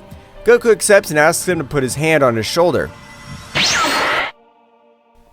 Once Goku and Vegeta left, the Z-Warriors sensed unknown presences on the planet, so they split into groups and flew off at high speed to go investigate. With the re-evaluation that the artifact at Goku's chest might be like a containment urn, similar to those used in Mafuba, the Z-Warriors faced an increasingly complex and dangerous situation. Uncertainty about what such an artifact contains and how it is connected to the mysterious dark energy fills them with worry. While Goku and Vegeta were to where Kaio-sama and the Z-Warriors went to investigate the unknown presences they had detected in space, Whis and Beerus, after having traversed much of space, felt a strong amount of dark energy, so they immediately head to where it was. As they are about to reach the source of the dark energy, the pressure in the air becomes more intense as they get closer, and the unknown entity awaits their arrival. Why do I feel like this is going to be more complicated than we thought? Mr. Beerus, the information we gain here could be crucial to understanding the threat we face on Earth. The unknown entity, surrounded by a dark aura, reveals itself in front of Whis and Beerus. Its presence is overwhelming and a sinister laugh echoes in space. Unknown entity mockingly welcomes them, saying, I expected your arrival. You took longer than I expected. Do not underestimate the gods. We're here to stop any threat that endangers our universe. Before any confrontation, can you tell us who you are and what you're doing here? Oh, that's funny. I'm known as Ryuk, disciple of the Devourer of Worlds. I have come to free the Master, the most powerful being who ever lived. The expression on Whis' and Beerus' faces become much more serious upon hearing Raiku's name. Raikou, that name rings a bell. Raikou is an ancient threat, Lord Beerus. His master, he and the other disciples were sealed away a millennia ago due to his unquenchable thirst for power and destruction. So it looks like we have a problem. This time it won't be as easy sealing him again. The space fills with palpable tension as Ryuk, surrounded by a dark and malevolent aura, confronts Whis and Beerus. The dark energy emanating from him seems to distort the very fabric of space around him. Problem, you say? You are correct, little god. The Master has been patiently awaiting your release, and now with my arrival, that time has finally come.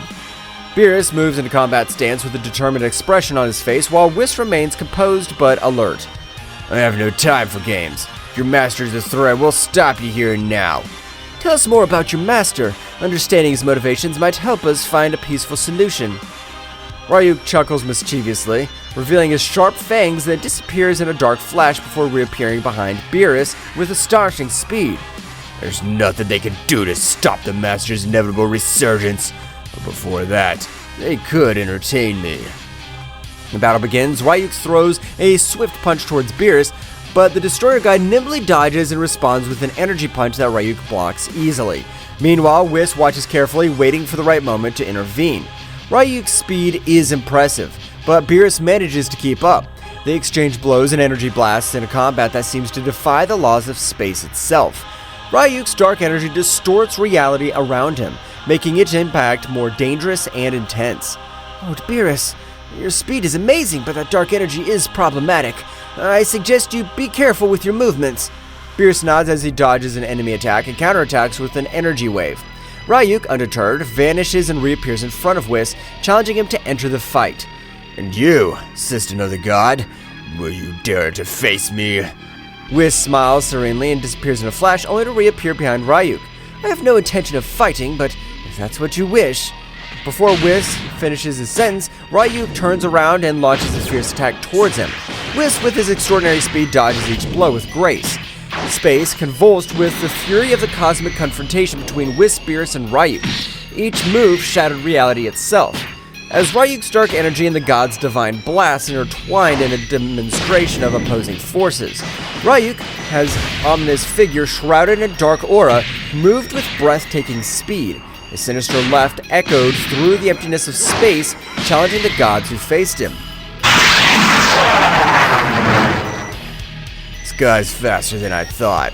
As Beerus' words fade away, Ryuk disappears in the blink of an eye and reappears in front of him with a punch charged with dark energy. Beerus manages to block the attack, but the force of impact sends shockwaves through space. Ryuk breaks away from Beerus with a smirk, and in a flash lunges towards Whis. His movements were fluid. Whis, on the other hand, moves gracefully, dodging each blow with the grace of a cosmic dancer. This dark power is intriguing, but it is out of balance. Ryuk, frustrated by Whis' evasive ability, concentrates his dark energy in his hands and launches it as a flare. Whis responds by creating an energy barrier, but the resulting collision sends shockwaves through space, shaking nearby stars. Beerus takes advantage of Ryuk's distraction and lunges at him with a punch charged with divine energy. Ryuk blocks the blow, but the resulting force causes an explosion that creates the ephemeral supernova in the cosmos. The fight continues with unmatched speed. Ryuk demonstrates his skill in anticipating the god's moves, while Beerus and Whis unleash their divine power to counter the darkness that threatens to engulf them.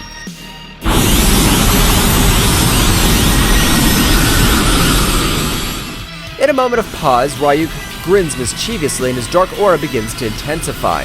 A transformation was underway. The darkness concentrates around his body, forming a sort of dark cocoon that breaks, revealing a transformed figure.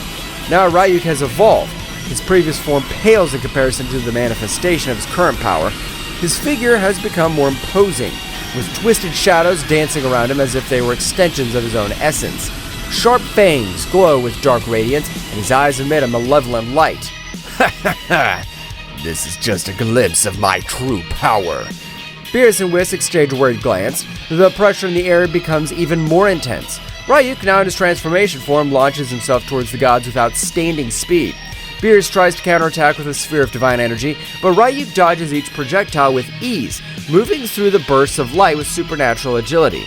Meanwhile, Whis stands in reverse, watching the fight with analytical eyes. In a quick blink, Ryuk appears in front of Beerus and unleashes a series of vicious blows. The sonic sounds of punches and echoes kicked through space as the gods and devourer of worlds, discipled, plunge into a frenzy of combat. Beerus, struggling to keep up with Ryuk's speed, takes a direct punch to the stomach that sends him drifting into space. Before he can recover, however, Ryuk lunges at him and blasts him with a barrage of blows. The situation becomes even more complicated when Ryuk, in a ruthless act, concentrates dark energy in his hand and drives it through Beerus' abdomen. The Destroyer God lets out a roar of pain as darkness spreads from the point of impact. Whis, seeing the stark reality, springs into action. His figure flashes in space as he stands in front of Ryuk, blocking his attacks. I cannot allow you to harm my lord in this way. Whis' divine energy collides with Ryuk's darkness in a show of cosmic power. The battle intensifies and the fate of the universe hangs in the balance as the confrontation between light and darkness reaches its climax. The confrontation between Whis and Ryuk intensified as space became the stage for their fierce cosmic battle. The clash of divine and dark energies echoed in the void of the universe, creating ripples that stretched to the far reaches of space. You think you can stop me, Whis?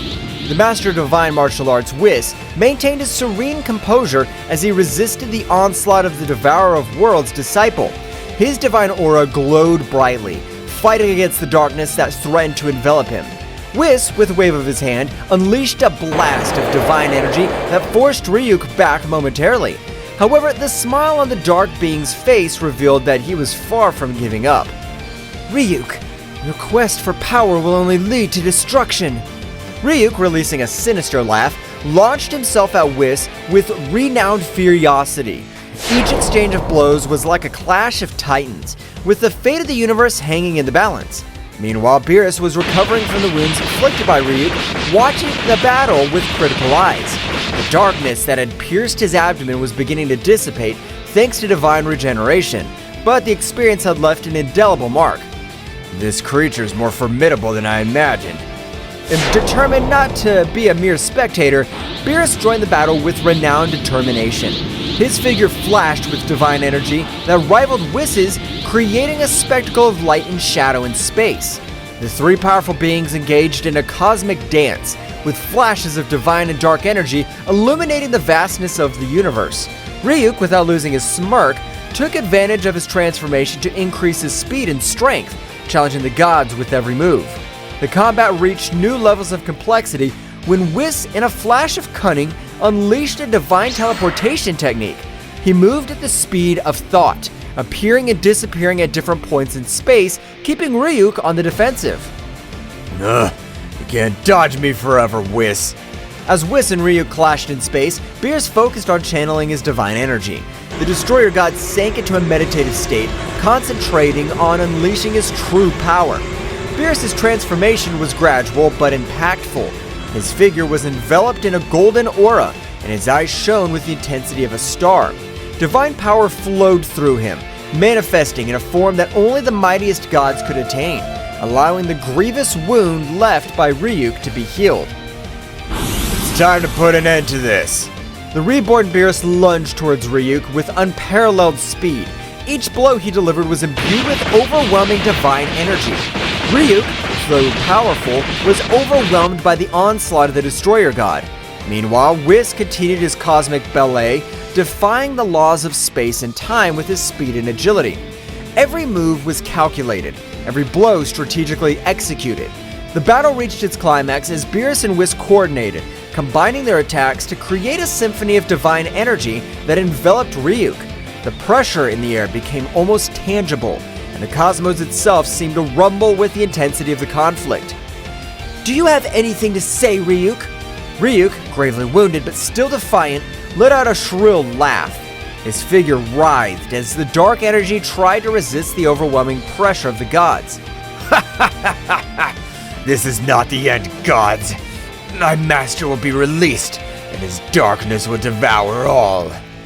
Beerus, showing no mercy, unleashed a sphere of concentrated divine energy and hurled it directly at Ryuk. The resulting explosion illuminated the space, dispelling the darkness that had lingered. Silence fell over the space as the gods watched the wreckage of the battle. Ryuk lay motionless, defeated, but not destroyed. His threat had been contained, at least for now. This is not over. We need to find out more about his master and any threat that may arise. Whis nodded, sharing the same determination. The reality of the danger that stalked the universe became more apparent, and the gods knew they had to prepare to face even greater challenges. The cosmic explosion that marked the end of the fierce battle dissipated into the vast space, leaving Whis and Beerus floating in momentary tranquility.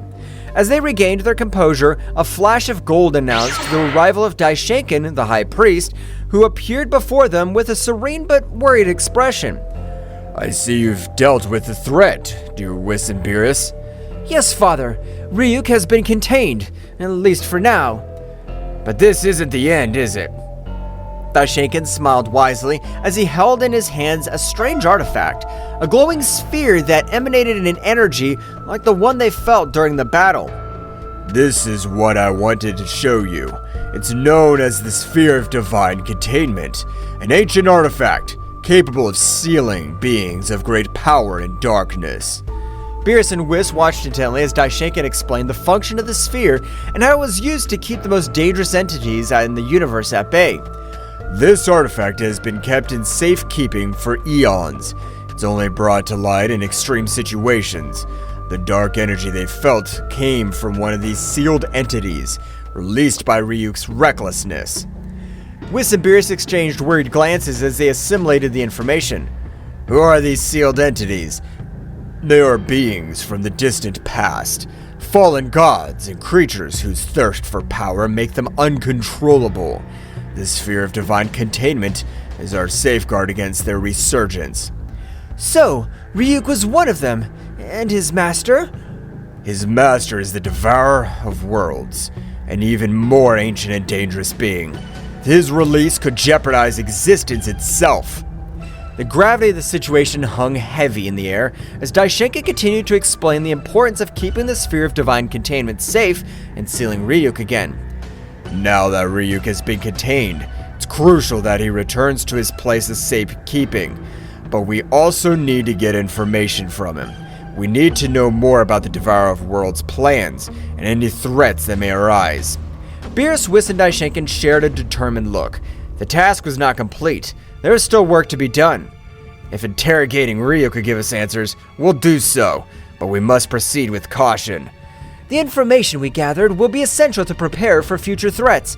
Also, we need to reinforce the security of the Sphere of Divine Containment. Daishenkin, with a nod of his head, showed his approval of the god's decision. Very well. Let us return to the realm of all and set preparations in motion. The safety of the universe depends on us.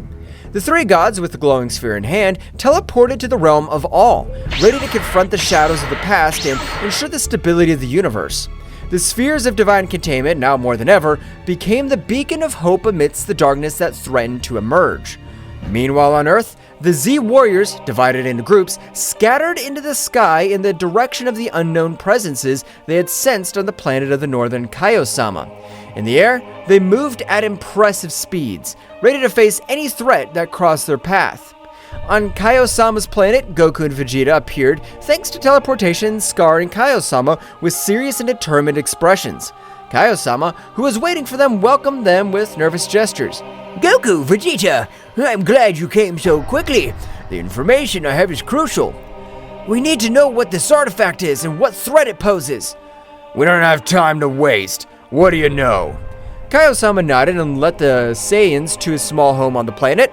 Once inside, they unfolded an ancient scroll that revealed information about a mystical artifact known as the Cosmic Core of Containment. He explained that this artifact was used by the ancient gods to seal entities of great evil and power, preventing them from wreaking havoc in the universe. This artifact is so ancient that there are hardly any records of its creation. It was thought to be lost, but apparently all this time it was hidden on planet Earth. And how is it supposed to be sealed? Tell us at once. Zeno-sama explained that the Cosmic Core of Containment could be opened by a being of great power, but in doing so, the seal would be transferred to the first being it encountered. If the seal was not broken immediately, it would merge with that being, granting it power, but also binding it to the duty of keeping the evil sealed. And how the heck did it end up in Goku's chest? That's the puzzling thing. It seems that this artifact shows Goku as its carrier. Goku, with an expression of astonishment, began to grasp the magnitude of the situation. He was now the bearer of an artifact containing an entity of indescribable evil. So you mean I'm now responsible for keeping this evil under control? What an honor, Kakarot. It seems you've become the guardian of evil. But there is something else. The being sealed inside the urn is incredibly powerful. He is known as Bahamut, the Devourer of Worlds. It is an ancient entity that has consumed entire worlds. The gravity of the situation was reflected on the faces of Goku and Vegeta. Not only did they have to face the mysterious artifact in Goku's chest, but also the dark entity sealed within. Then we have an important task. We must keep Bahamut under control and, at the same time, figure out how to free ourselves from this burden. Yes, make no mistake, Kakarot. If this threatens Earth, I'll not hesitate to stop you. Meanwhile on Earth, the Z Warriors faced unusual pressure as they prepared for combat. Each group was ready to deal with the entities they had sensed at Bulma's house, which were minions of Bahamut, the Devourer of Worlds. The dark energy surrounding these minions was intense, and the very air seemed to vibrate with their malevolent presence. The group of Krillin, Master Roshi, and Android 18 encountered one of Bahamut's 4 minions standing on the ground, humanoids with a black, malevolent aura. The Z Warriors prepared for the confrontation with Krillin, Android 18, and Master Roshi, adopting combat stances. In a chaotic dance of dark energy and flickering explosions, the confrontation between the Z Warriors and Bahamut's henchmen unfolded on the cosmic stage of Earth's defense.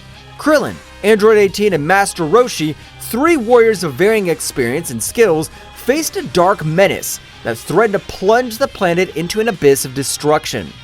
The stage was permeated with a tense atmosphere as the 3 warriors assumed combat stances, ready to defend the Earth against Bahamut's henchmen, a being whose malevolent aura eclipsed even the intensity of the sun.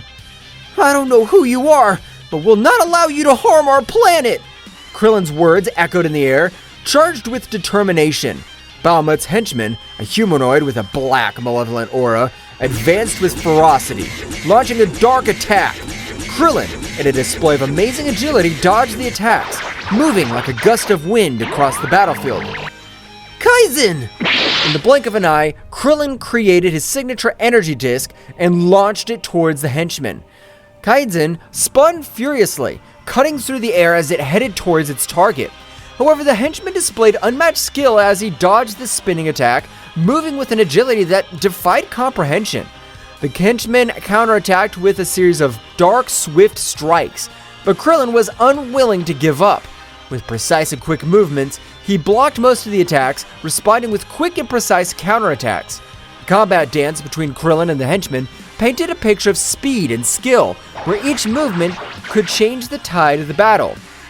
Meanwhile, Master Roshi, the aged warrior with vast experience in martial arts, watched the confrontation with a knowing smile. He adopted a firm posture, waiting for his moment to intervene. You've chosen the wrong man to fight. I've seen more battles than you can imagine. As Bahamut's henchmen lunged towards him, Master Roshi moved with unique grace, dodging the attacks with precise movements and counterattacking with a series of energy blasts. The old man's experience and cunning proved to be a formidable challenge for the henchman, who was forced to deploy all his skills to confront the master. On the other hand, Android 18, the android warrior with formidable strength, advanced towards the henchman with determination. Her eyes glowed with an intense blue light as she unleashed her powerful android energy. Do not underestimate the strength of androids. With a quick wave of his hands, Android 18 launched a wave of energy towards the henchman. The latter, though impressed by the ferocity of the android warrior, showed no signs of recoiling. Instead, it lunged toward her with surprising speed, throwing dark blows that Android 18 dodged with cybernetic agility. The battle between Android 18 and the minion was a display of strength and speed, the bursts of energy lighting up the sky. Both fought with an intensity that could shake the foundations of the universe. Meanwhile, Android 18, a formidable warrior created by Dr. Gero, was ready to demonstrate her immense power. She charged her energy, her body radiating a red glow, and lunged towards the henchman with determination. Don't underestimate me. I'm stronger than you think.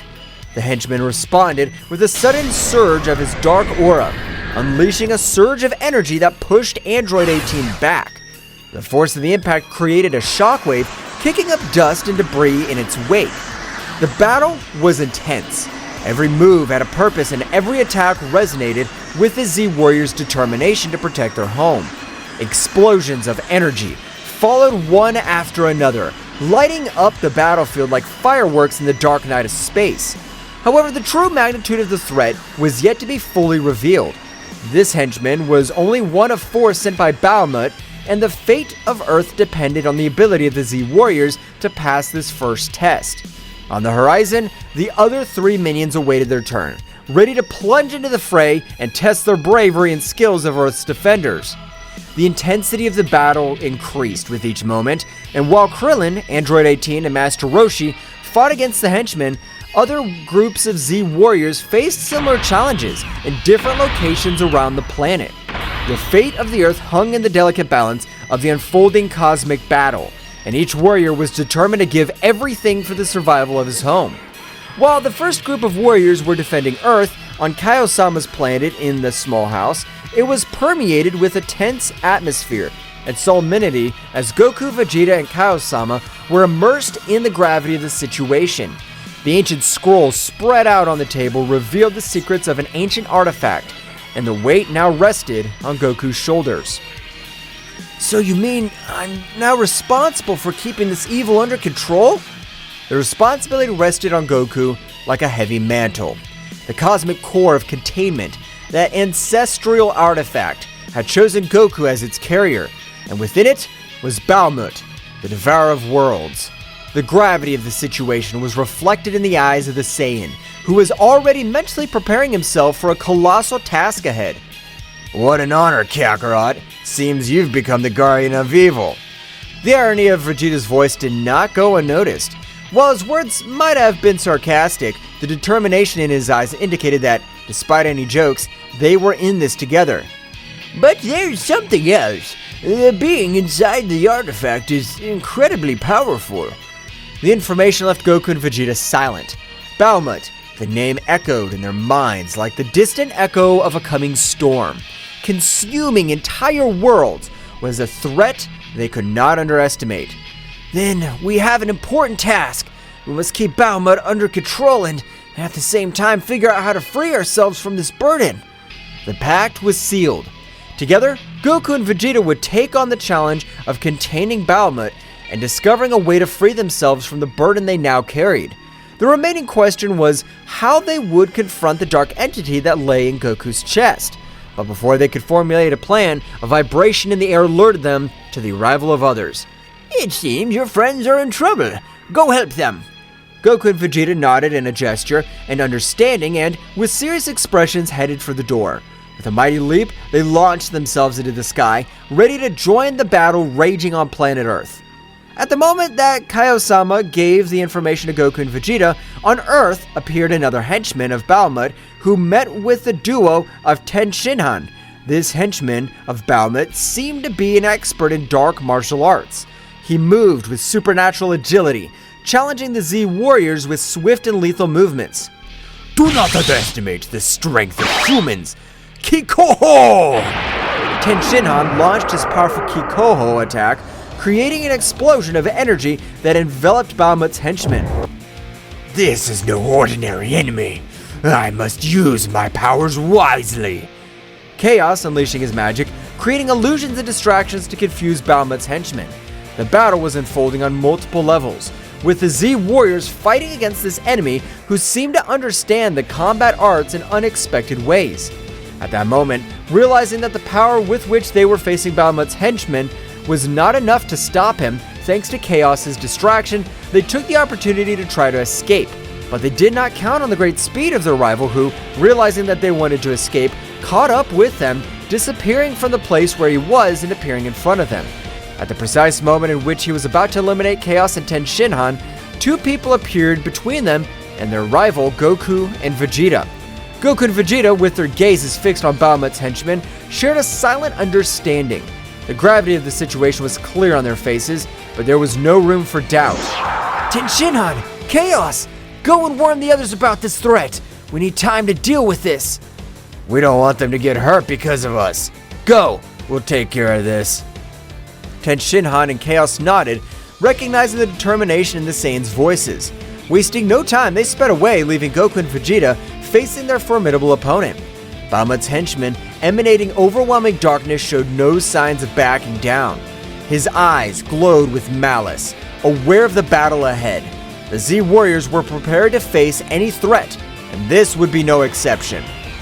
It's clear that this won't be easy. That's what makes it exciting. Let's do it, Kakarot. Goku and Vegeta charged at Bahamut's henchmen with impressive speed. At the moment when both warriors were fighting a battle that could change the fate of Earth, this being who presented himself as Bahamut's henchman, this dark entity with a humanoid shape but a bird's head, was going to be surprised by the abilities of the Saiyan warriors. In the middle of the combat, of all the show of strength between both warriors and this dark being, Takagami, with a confused face but confident that his strength was far superior to that of these earthly warriors, thought, "I'm amazed at the strength these earthly beings possess. I guess they deserve to know who'll kill them." Then at that moment he told them with a malevolent smile, he said, "I've been surprised by warriors. That's why they deserve to know my name. I'm Takagami, sacred god of darkness, follower of the supreme god Bahamut." Goku, very surprised of what he's hearing, said, "More gods? This sounds very dangerous, and it's exciting." Bug, shut up! The life of this planet's at risk, and you get excited about a being that's very powerful. The speed of the combat accelerated as Goku and Vegeta pounced on Takagami. The energy in the air became dense, vibrating with the intensity of the impending confrontation. Takagami, with his dark aura, stood his ground, disdainfully watching the approaching Saiyans. Do you think you have a chance against the power of darkness? Goku and Vegeta continued their advance, wasting no time in unnecessary words. In the blink of an eye, they were in front of Takagami, unleashing a gale of blows. Takagami, with surprising agility, dodged many of the attacks, but some managed to land, demonstrating the strength of the Saiyans. Don't underestimate the power of a Saiyan! Come on, God of Darkness. Show us what you can do. Takagami responded to the challenge, unleashing his own fury. His speed and combat skills were amazing, deflecting the blows of Goku and Vegeta with subtle movements. The battle turned into a whirlwind of punches, kicks, and ki blasts, lighting up the sky with flashes of light and darkness. They're just insects in front of the power of eternal darkness. Goku in his base state and Vegeta, with their pride as the Saiyan Prince, continued to put pressure on Takagami. However, as the battle progressed, Takagami began to reveal more of his true power. His dark aura intensified and his form subtly changed, revealing a transformation that increased his power exponentially. This can't be good. Goku, always excited for a challenge, added, Vegeta, get ready! This is getting interesting. Takagami's increased power created an overwhelming pressure on the battlefield. His speed increased dramatically, and his strength eclipsed that of the Saiyans. However, Goku and Vegeta were not intimidated. With determination, they raised their own power of levels, taking the battle to new heights. The fighting continued with swift attacks and explosions shaking the battlefield. Goku and Vegeta, now in more advanced forms, kept up the pace, challenging Takagami at every turn. However, despite his efforts, the sacred god of darkness proved to be a formidable adversary. This is entertaining, but your resistance is useless. The darkness consumes everything. Goku and Vegeta, without giving up, exchanged determined glances. Vegeta, it's time to go further. Of course, Kakarot. As Chaos and Ten Shinhan rushed to warn the other Z Warriors, the confrontation between Goku, Vegeta, and Takagami entered a new level of intensity. The struggle for the fate of the universe was in full swing. A cosmic battle was raging on planet Earth, where darkness and light collided in a frantic dance of energy. Goku and Vegeta, the brave Saiyans, were facing Takagami, the Falcon, sacred god of darkness. The intensity of the combat resonated in the universe, and every movement threatened to tear reality itself apart. Takagami, who had increased his power, floated in the air with an imposing presence and dark aura. His eyes glowed with malice as he watched the Saiyans, who stood firm, prepared to defend their fate of the planet. In response to their enemies' increased power, Goku and Vegeta channeled their ki to the maximum, raising their power to the Super Saiyan. Vegeta, this guy's strong, but that only means that this fight will be even better. Of course, Kakarot. This is our time to shine. The planet Earth vibrated with the energy released by the three contenders. The distant stars seemed to pale before the magnitude of the conflict. The clouds were dissipated by such a demonstration of power. Takagami, with his increased speed, lunged at Goku with a darkness-laden punch. Goku, using his elasticity and quickness, dodged gracefully, leaving a trail of flashes around him by the speed at which Takagami was lashing out with his nigh-speed punches. Vegeta, with a burst of ki, stepped between Goku and Takagami, blocking an attack that would have been devastating his fellow Saiyan. The shockwave from the collision sent debris in all directions. I expected nothing less from you, sacred god of darkness. Takagami defiantly unleashed a series of dark blasts towards Goku and Vegeta. The Saiyans responded with perfect timing, countering each attack with precise strikes and energy waves. The scene looked like a combat symphony, where every movement was choreographed with divine precision. Goku, with a twinkle in his eye, concentrated his energy on his hands. A bluish sphere of energy began to form, growing in size and luminosity. Vegeta, observing the familiar technique, smiled as he recognized the power that Goku was summoning.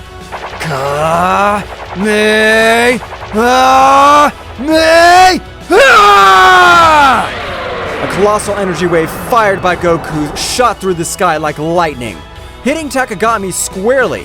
However, the darkness was absorbing the energy, and the Falcon emerged unscathed, laughing disdainfully. Is that all you have, Saiyan? While Goku was recovering from the effort of his attack, Vegeta launched himself at Takagami with supersonic speed. His fist slammed into the Dark God, creating a shockwave that shook the air. However, Takagami responded with a burst of energy that sent Vegeta backwards. Ah! Damn, this guy's stronger than I thought. Goku, recovering, joined the battle again. Both Saiyans, aware that they were facing a formidable enemy, decided that it was time to take the fight to the next level. Vegeta, how about we show what we can really do? Of course, Kakarot. Let's do it. Goku and Vegeta began to accumulate energy around them. The atmosphere was charged with an intensity of their ki as they unleashed their advanced forms. Goku transformed into the Super Saiyan Blue, while Vegeta assumed his evolved form, the evolved Blue Super Saiyan. Are they taking each other seriously now? Goku and Vegeta, with their new forms, advanced towards Takagami with renewed determination. The speed and strength of the Saiyans were now incomparable. The impacts resounded like cosmic thunder, creating a symphony of destruction in the sky. The battle became even more intense. Goku and Vegeta, coordinating their movements, attacked Takagami with an impressive combination of techniques and melee attacks. The Falcon, despite its power, was overwhelmed by the ferocity of the Saiyans.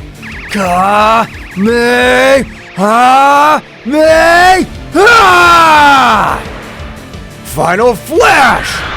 The bursts of energy, one blue and one golden, converged into a titanic explosion that engulfed Takagami.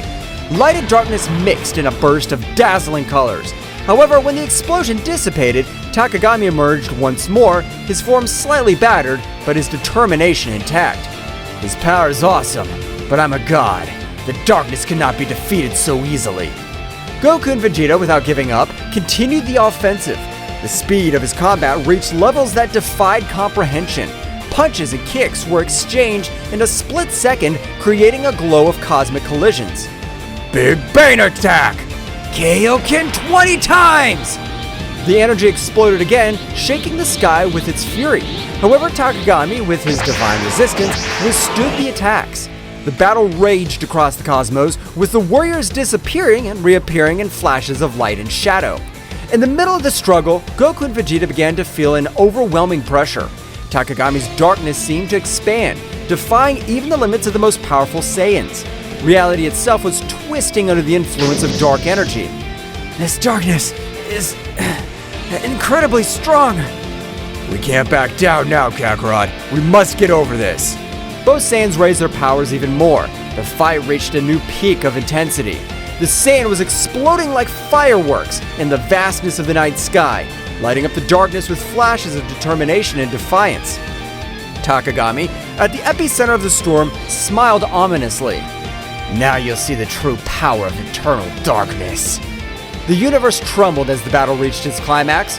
The warriors were fighting for the fate of everything they knew, and the question that lingered in space was whether the light of the Saiyans could overcome the darkness of the sacred god. The planet Earth rumbled with the intensity of the cosmic battle. Goku and Vegeta, drenched in sweat, maintained their advanced forms as they prepared for Takagami's next assault. Darkness was emanating from his figure, but something seemed out of place. The Dark God's skin had a grayish hue, as if he had not yet completed the possession of its wearer. Takagami, with a guttural laugh, seemed to notice the perplexity in the Saiyan's expressions. Surprise, Saiyans! I've not yet revealed all my power. Goku and Vegeta exchanged puzzled looks. Something was not right, and both warriors felt it. At that moment, Takagami convulsed. A new form shook, as if he was fighting against something. An invisible force seemed to pull at him from within. No! I haven't taken complete control yet! Suddenly, a burst of dark energy enveloped Takagami, hiding him from view. The Saiyans were on guard, prepared for any surprise. Their energy in the air became denser, as if the cosmos itself was on the verge of transformation. What's going on? Before they could form any more questions, the dark energy dispersed, revealing Takagami's true form. However, what they saw took their breath away. At the moment of arriving at his true form, he let himself see the body he was possessing. This body was Yamcha's. Once the warriors saw that, Takagami completed his bird-headed humanoid form. But now the true form of the sacred god of destruction was clearly revealed. The falcon's head was clearly shown, with a defined musculature but a thin body, wearing blue Egyptian clothes with gold bracelets and a gold necklace. Huge wings which disappeared and appeared at their whim. Now Takagami had something going for him. He was playing against the Saiyan warriors. Not only should he defeat them, but they should also avoid harming Yamcha. That's what Yamcha looks like! Takagami's rumbling laughter filled the space. Now completely in possession of Yamcha's body, the Dark God was displaying a malevolent smile. That's right, Saiyans. This weak body belongs to me now.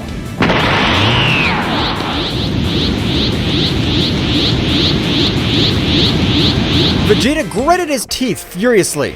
Damn it! How dare you possess one of us? It's not just one Saiyan. Soon all of you will become Baumut puppets. The reality of the situation hit Goku and Vegeta, but the force of the cosmic impact, the dark entity they were facing, was not only a dark god, but also had the power of possessing earthling warriors. Yamcha, now inside the sacred god of darkness, did not have any sign of consciousness. The god had taken control of his being completely. Ha ha ha ha! There's no escape. Baumut will be released, and this universe will fall into eternal darkness. Goku and Vegeta shared a determined look. They knew the threat was even greater now. Not only were they fighting a dark god, they were also faced the possibility of losing their friends and allies in this fight.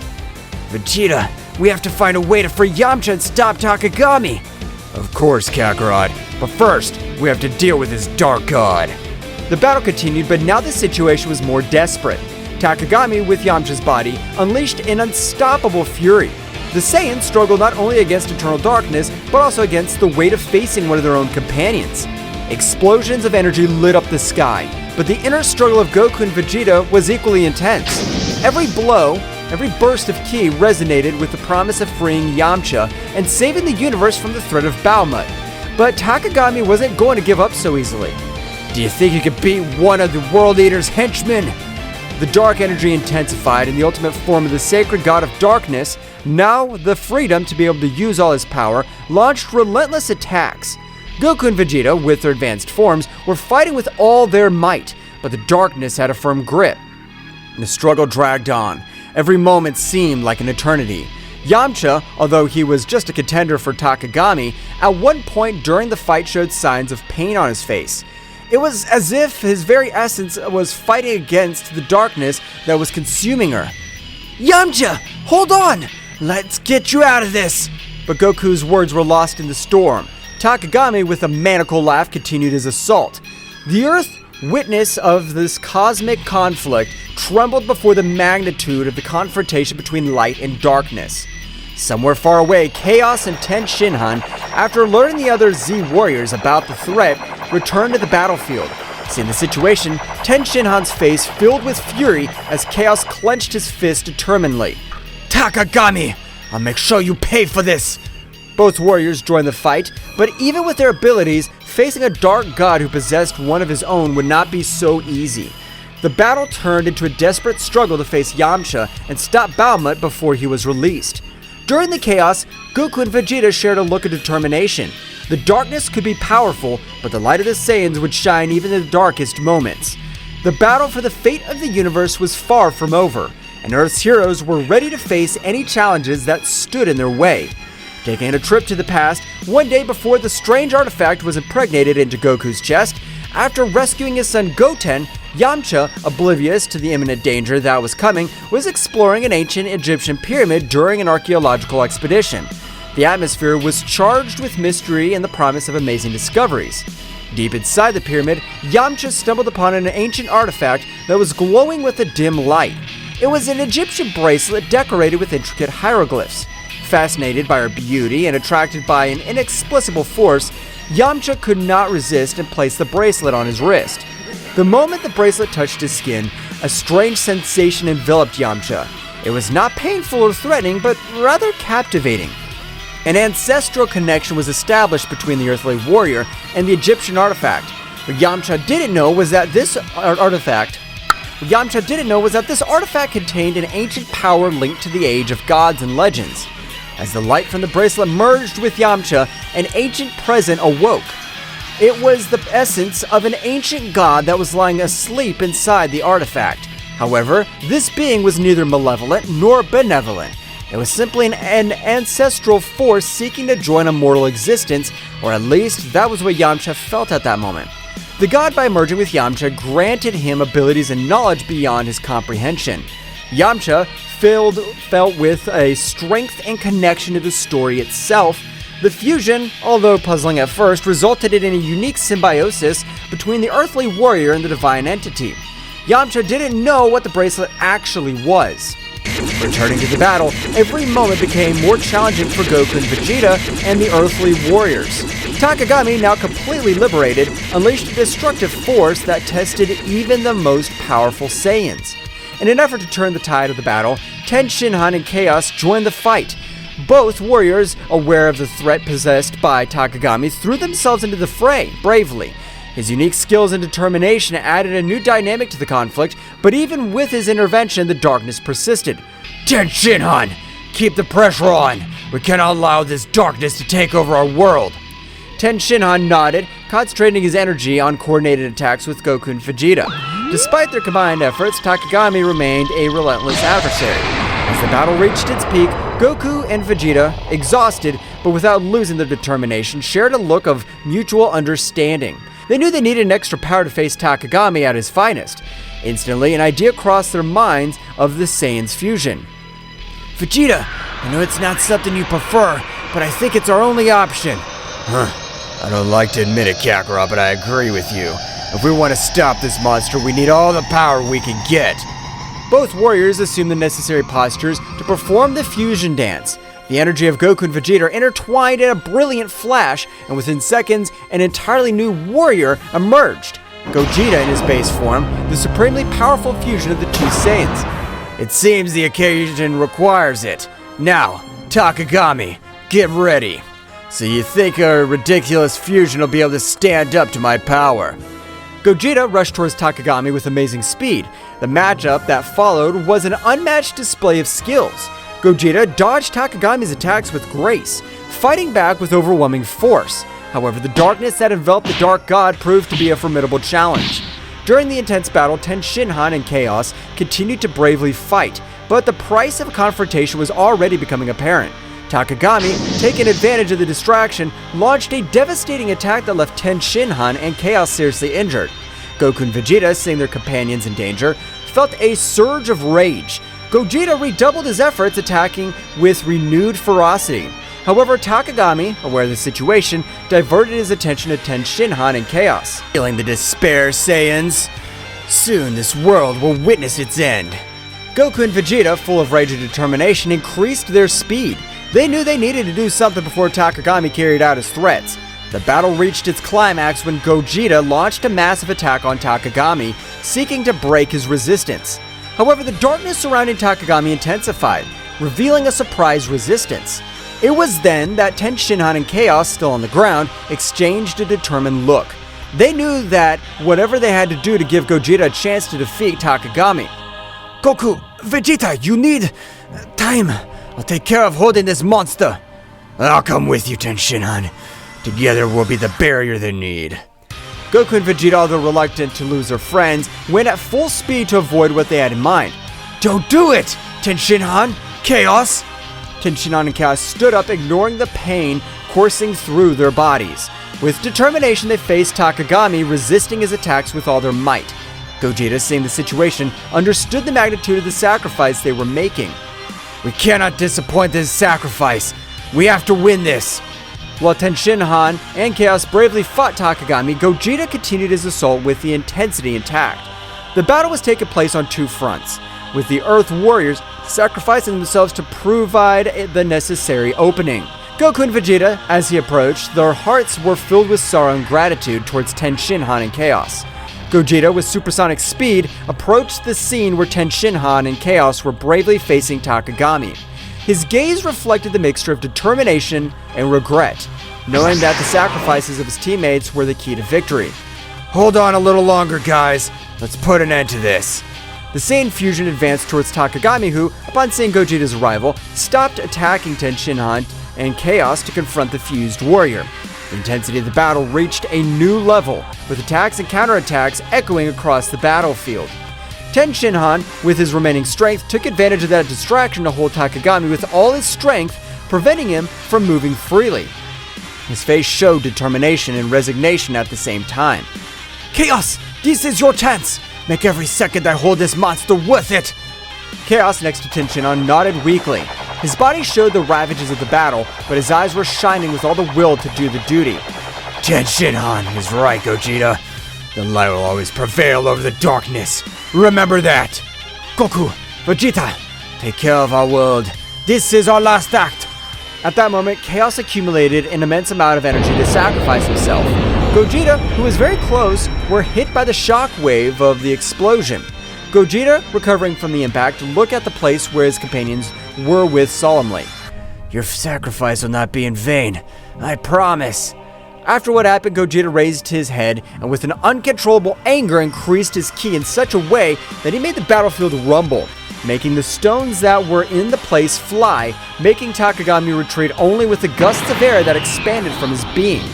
In a panning from head to toe, we managed to see Gogeta's transformation in Super Saiyan Blue Phase 4, which showed the essence of Ozaru as a kind of aura in blue color, and a more controlled but much more powerful version, a transformation never seen, since they were not able to coordinate their powers to be able to reach said transformation.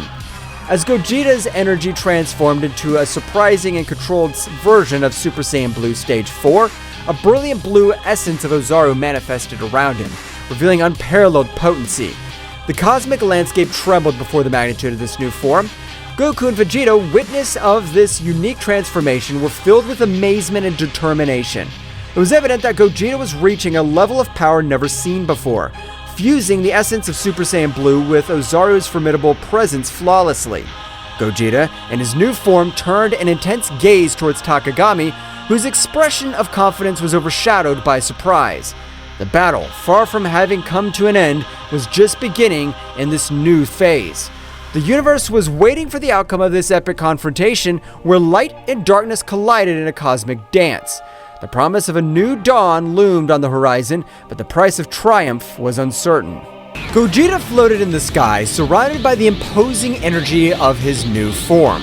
The stars seemed to pale before the intensity of his blue radiance, as Takagami recovered from the initial impact and adopted a defensive posture. What kind of transformation is this? This is the power of those who fight for something greater than themselves. With a flash, Gogeta disappeared, appearing in front of Takagami in the blink of an eye. The clash of their fists created shockwaves that shook the battlefield. Gogeta's speed and strength were unmatched, surpassing even Takagami's ability to anticipate his blows. Gogeta and Takagami exchanged blows and energy blasts at breakneck speed. Each impact resounded like cosmic thunder, creating an epic symphony on planet Earth. Your attempt to revive your so-called gods ends here, Takagami. But you're a bug in the face of the greatness of my power. In an instant, Gogeta unleashed a burst of concentrated energy, enveloping Takagami in a whirlwind of light and force. When the light dissipated, Takagami emerged unharmed, but with a more serious expression. Interesting, but not enough. The battle was reaching cosmic levels, with ripples of energy spreading across the far reaches of the universe. Meanwhile, the other Z warriors watched the sky, appreciating Gogeta's great power of display and Takagami's resilience and viciousness. The roar of battle echoed in every corner of the universe. Gogeta and Takagami, wrapped in an endless dance of energy, continued their titanic confrontation. Space twisted and trembled under the influence of their powers, creating distortions itself. Bursts of energy expanded like lightning, illuminating the darkness of the night sky with dazzling flashes. Each blow between the two contenders seemed to release an explosion of energy that spread in concentric waves, setting the frantic pace of the cosmic battle. Away from the battlefield, the others watched in anguish and admiration. Bulma, with a mixture of fear and hope in her eyes, clung to the hope that Gogeta would prevail. Come on, Gogeta, you must win! For all of us! Meanwhile, on the battlefield, Gogeta and Takagami continued their fierce exchange. Determination burned in Gogeta's eyes, while Takagami maintained a defiant smile, though his expression hid a growing unease. This is for the price you pay for defying the peace of the universe. With a swift movement, Gogeta vanished and reappeared behind Takagami, launching an energy-charged punch straight at his back. But Takagami, anticipating, quickly spun around and blocked the attack with the dark energy shield. Haha, is that all you got? In response, Gogeta intensified his assault, unleashing a continuous flurry of punches and kicks. Each impact resounded like thunder. But Takagami, though outmatched in speed, resisted with his dark power, countering the attacks with deft movements. During the scuttle, Takagami took advantage of the prevalent moment of openness and opened up a launched energy bolt straight for Gogeta's chest. The resulting explosion shook the universe and Gogeta was thrown backwards, leaving a trail of blue energy. Is that all hope can do? Gogeta recovered quickly, stood up with determination. The glow of his transformation increased even more. This is far from over. The battle continued, leading them again to display an ever-increasing amount of power. In this fury, Gogeta unleashed power that defied the laws of the universe, and Takagami, despite his arrogance, began to show signs of concern. The tension was palpable.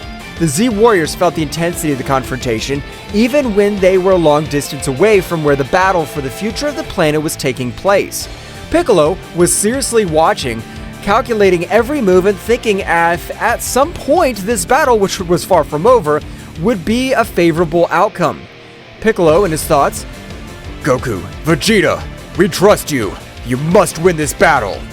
The battle reached a new climax when Gogeta and Takagami met at an eminent point in the battle.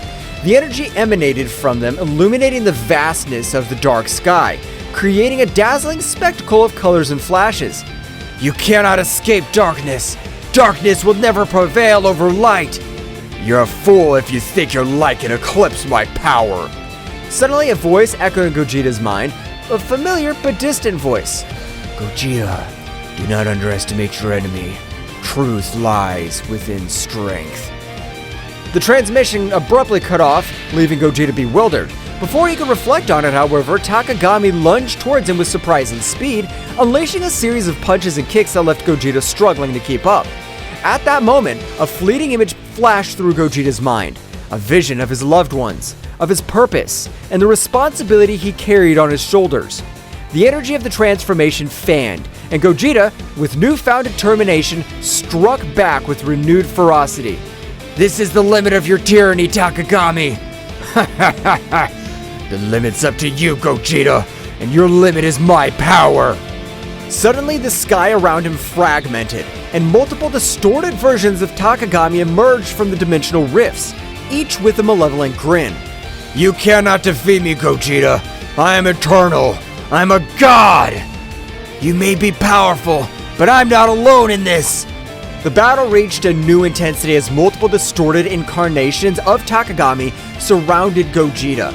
Each emanated a dark energy that defied the laws of the universe. The air itself seemed to vibrate with the pressure of their combined presences. At that precise moment, Goku and Vegeta's fusion had come to an end due to the amount of power they had used in order to stand up to Takagami. Goku and Vegeta, although they had returned to their individual forms after the fusion, knew that the key by defeating Takagami lay in perfect unity and coordination. Vegeta, we're in this together. Let's give all our power to be able to confront him so we can free Yamcha from this so-called god. Yes, Kakarot, this insect will not defeat us. The Z Warriors watched in amazement, aware that the fate of the universe hung in the balance. Piccolo analyzed the situation, looking for any weaknesses that could be exploited. The others prepared to act if the opportunity presented itself. Goku and Vegeta, now separated, their fusion as Gogeta, faced Takagami with determination in their eyes. The dark presence of the supposed god loomed over them, but the Saiyans were determined to free Yamcha and put an end to the threat he posed. Vegeta, we need to coordinate our attacks. We've always been stronger when we fight together. For once, I agree with you, Kakarot. This insect will pay for what he did. The two Saiyans lunged towards Takagami, attacking with a combination of punches and ki blasts. Takagami, though powerful, was momentarily overwhelmed by the timing of the two warriors. However, his sinister laugh echoed across the battlefield. Your union will change nothing. My power is unlimited. Goku and Vegeta exchanged glances, realizing that the situation was more serious than they had imagined. Takagami unleashed a wave of dark energy that sent them flying, but they quickly recovered, ready to continue the fight. The Z Warriors watched with concern. Gohan, though a bit intimidated by Takagami's power, maintained his unwavering determination. Piccolo, with his keen intelligence, pointed out a possible weakness. It seems his power is linked to some source. We must find a way to break that connection. Goten and Trunks, who had arrived along with Gohan, eager to join the battle, looked at their parents with concern. However, Piccolo stopped them. Guys, we need a plan before we launch into battle. Your strength will be crucial at the right time. While the Z Warriors thought of a plan, Goku and Vegeta continued their fierce assault against Takagami. Every time it seemed they were about to defeat him, his power increased and the evil emanating from him intensified. Ha ha ha ha! Your resistance is useless. My power thrives on despair and suffering. Then we must find a way to change that. Vegeta, we need to attack together, but with a strategy. You're finally thinking clearly, Kakarot. Let's do it! The two Saiyans, coordinating their movements, executed a series of synchronized attacks. Although Takagami was defending himself skillfully, he began to show signs of discomfort. The connection between his power and the external source seemed to be faltering. At that instant, Piccolo noticed the opportunity. Now is the time. Gohan, wait for the opening we'll give you so you can attack. Goten, Trunks, follow me on my signal. Gohan nodded, conveying a look of confidence to his friends. Goten and Trunks prepared to act on Piccolo's directions. Everyone, let's send our energies to Goku and Vegeta. We must strengthen their connection and weaken Takagami's source of power. The Z Warriors gathered their energies and, with a coordinated effort, sent a stream of ki skyward. Goku and Vegeta, sensing the surge of power, seized the opportunity. They're doing it! Come on, Vegeta! The connection between Goku, Vegeta, and the Z Warriors created a unique synergy. Energy flowed through them, strengthening their resolve and weakening Takagami's external source of power. This can't be happening! The darkness surrounding Takagami began to dissipate, due to the large amount of energy they were receiving from their friends. Piccolo, Gohan, Goten, and Trunks, observing the battle, noticed the opportunity to intervene. Now, guys, let's go! Goten and Trunks took flight into the sky where Goku and Vegeta were, joining the fight against Takagami. With the energy of the Z Warriors strengthening the connection between Goku and Vegeta, the real battle was about to begin. The fusion of powers of the Saiyans between father and son created an explosion of energy that enveloped Takagami. The fight intensified, but now, with hope and determination as their allies, Goku, Vegeta, Goten, and Trunks were ready to face the Dark God and free the universe from his evil domain. The burst of energy that enveloped Takagami reverberated throughout the universe. The fusion of the powers of Goku, Vegeta, and his sons created a symphony of forces, illuminating the sky with a brilliant radiance that defied the darkness Takagami had tried to impose. Takagami, enveloped in the luminescence of the combined energy, struggled to maintain his composure. The connection between his power and the source of his power, Yamcha, was weakening with every second, and his sinister laugh began to turn into growls of frustration. We're making progress, Vegeta! Yes, but let's not let our guard down. It's not over. As the Saiyans continued their coordinated offensive, Goten and Trunks and their Super Saiyan forms joined the battle. The pressure on Takagami intensified, as he now faced not only the two adult Saiyans, but also that of his sons.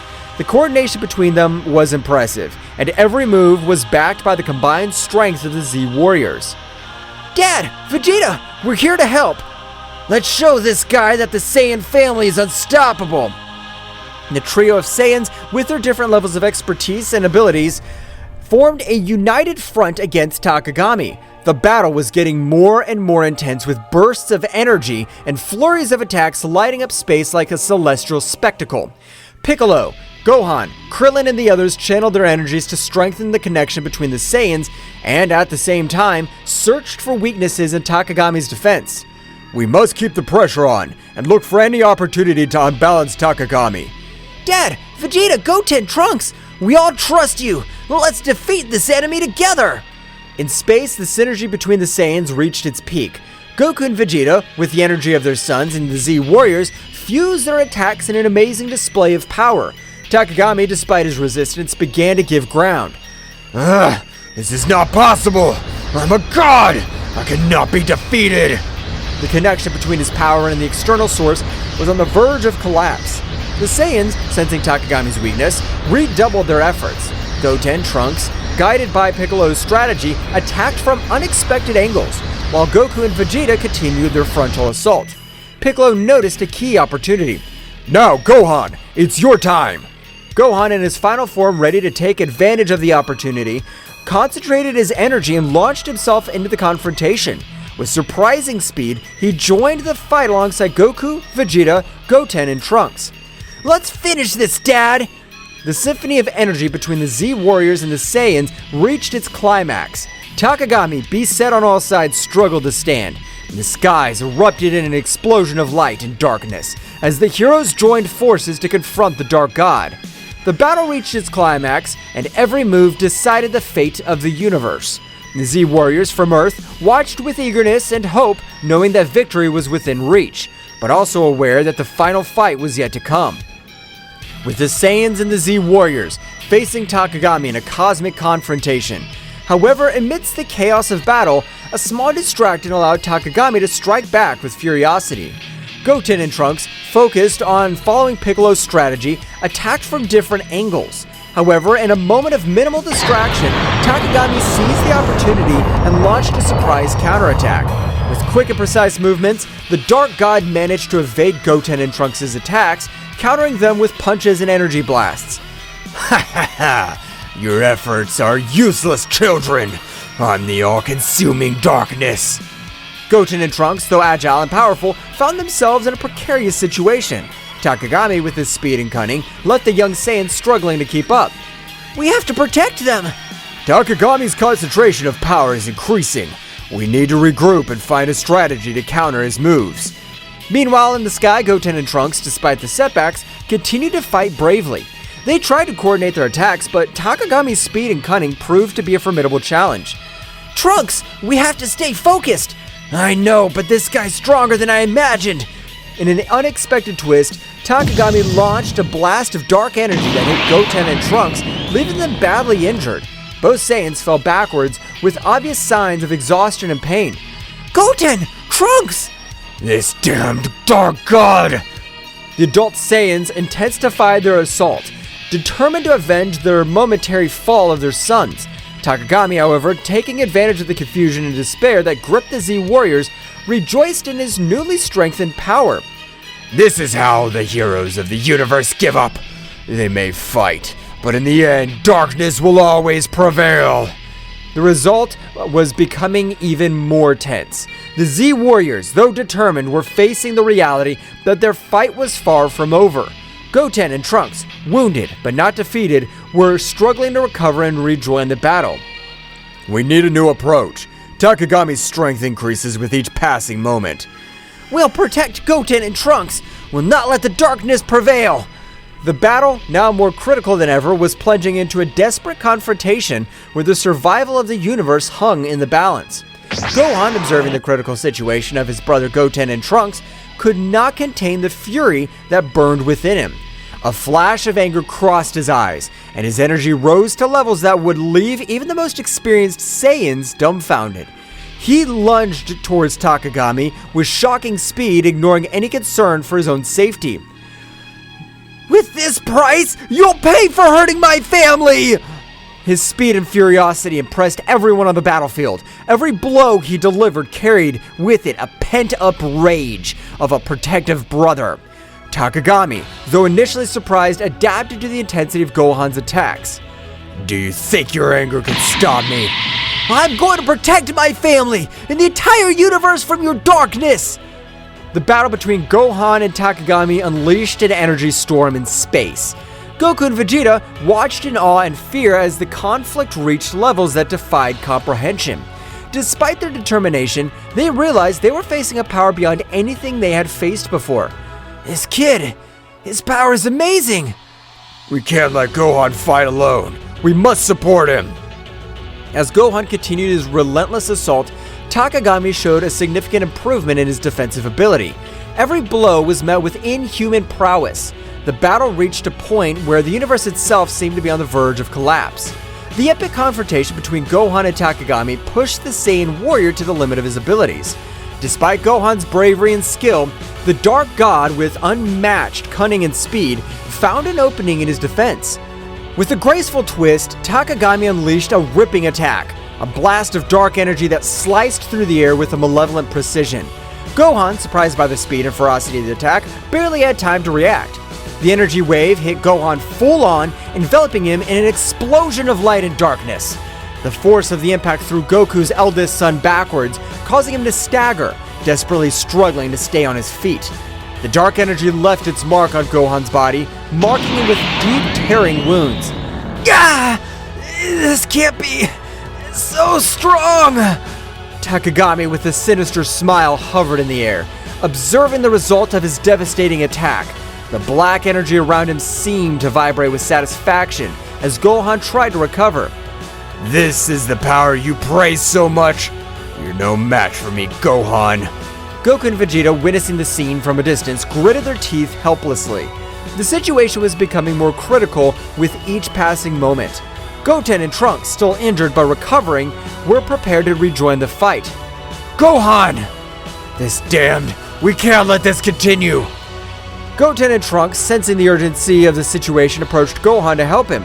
Despite his own injuries, determination shone in his eyes. Brother, are you alright?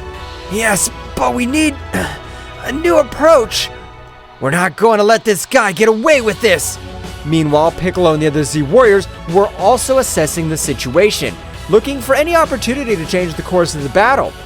The pressure on them was mounting, and the need to find an effective strategy was becoming more apparent. We have to work together. Gohan, can you keep fighting? Gohan nodded, ignoring the pain coursing through his body. His determination had not dulled, on the contrary. Takagami's imminent threat stoked it. I can't give up, but we need a strategy. Something that could surprise him. Surprise him, you say? As the Z Warriors immersed themselves in strategy to counter Takagami, a small distraction took over the battlefield. Goten and Trunks, aware of the need of a different approach, exchanged determined glances. Without saying a word, they assumed the familiar fusion dance stance. The other warriors, immersed in their tactics, barely noticed the sudden disappearance of Goten and Trunks as they performed the fusion. The energy around them condensed into a brilliant flash that revealed Gotenks, Super Saiyan, the powerful fusion of the two young Saiyans. Ready to give this guy a surprise! With impressive speed, Gotenks launched himself towards Takagami, who was momentarily startled by the new presence on the battlefield. Gotenks, with his characteristic air of self-sufficiency, began to unleash a series of swift and agile attacks, challenging the Dark God with renewed energy. Here I come! Takagami, however, far from being intimidated, smiled sinisterly. With a casual gesture, he deflected Gotenks' attacks as if toying with him. Is that all you've got, you little fused insect? Gotenks persisted, intensifying his attacks, trying to find an opening in Takagami's defense. However, the Dark God with a graceful move countered each blow with ease. Come on! It can't be! In the moment of distraction, Takagami took advantage of the situation. With impressive speed, he launched a blast of dark energy that enveloped Gotenks before he could react. The resulting explosion threw Gotenks backwards, knocking him to the ground unconscious and disfigured. Gotenks! This is worse than we thought. Takagami, now more confident of his superiority, hovered in the air glaring at the defeated warriors. Goten and Trunks, still unconscious, lay on the ground as Takagami revealed in his moment of victory. Ha ha ha ha! Is this all you offer, Z Warriors? Your desperation only increases my power. With the outlook darkened by Gotenks' momentary defeat, attention turned to Gohan, who, badly wounded but driven by an inner strength, began to radiate intense energy. The pain in his body seemed to fuel his determination, and a wild golden glow enveloped as his ki reached never-before-seen levels. In the blink of an eye, Gohan transformed into Super Saiyan Phase 3, a form of awesome power that surprised even Takagami. Gohan's hair grew out of control, his muscles swelled, and his expression reflected a mixture of pain and fierce determination. What is this? A new trick? Gohan, with a wild roar, launched himself towards Takagami with shocking speed. The force of his blows and the intensity of his attacks shook the battlefield, creating a storm of energy around him. The conflict between light and darkness took on a new dimension as Gohan challenged the limits of his own power. You're going to pay for what you've done! Well guys, this is all for today's chapter. I hope you liked it and it was to your liking. Now don't forget to leave your powerful like Supreme God level, comment, and subscribe. Now without further ado, see you in a new video. Until next time. Black girl,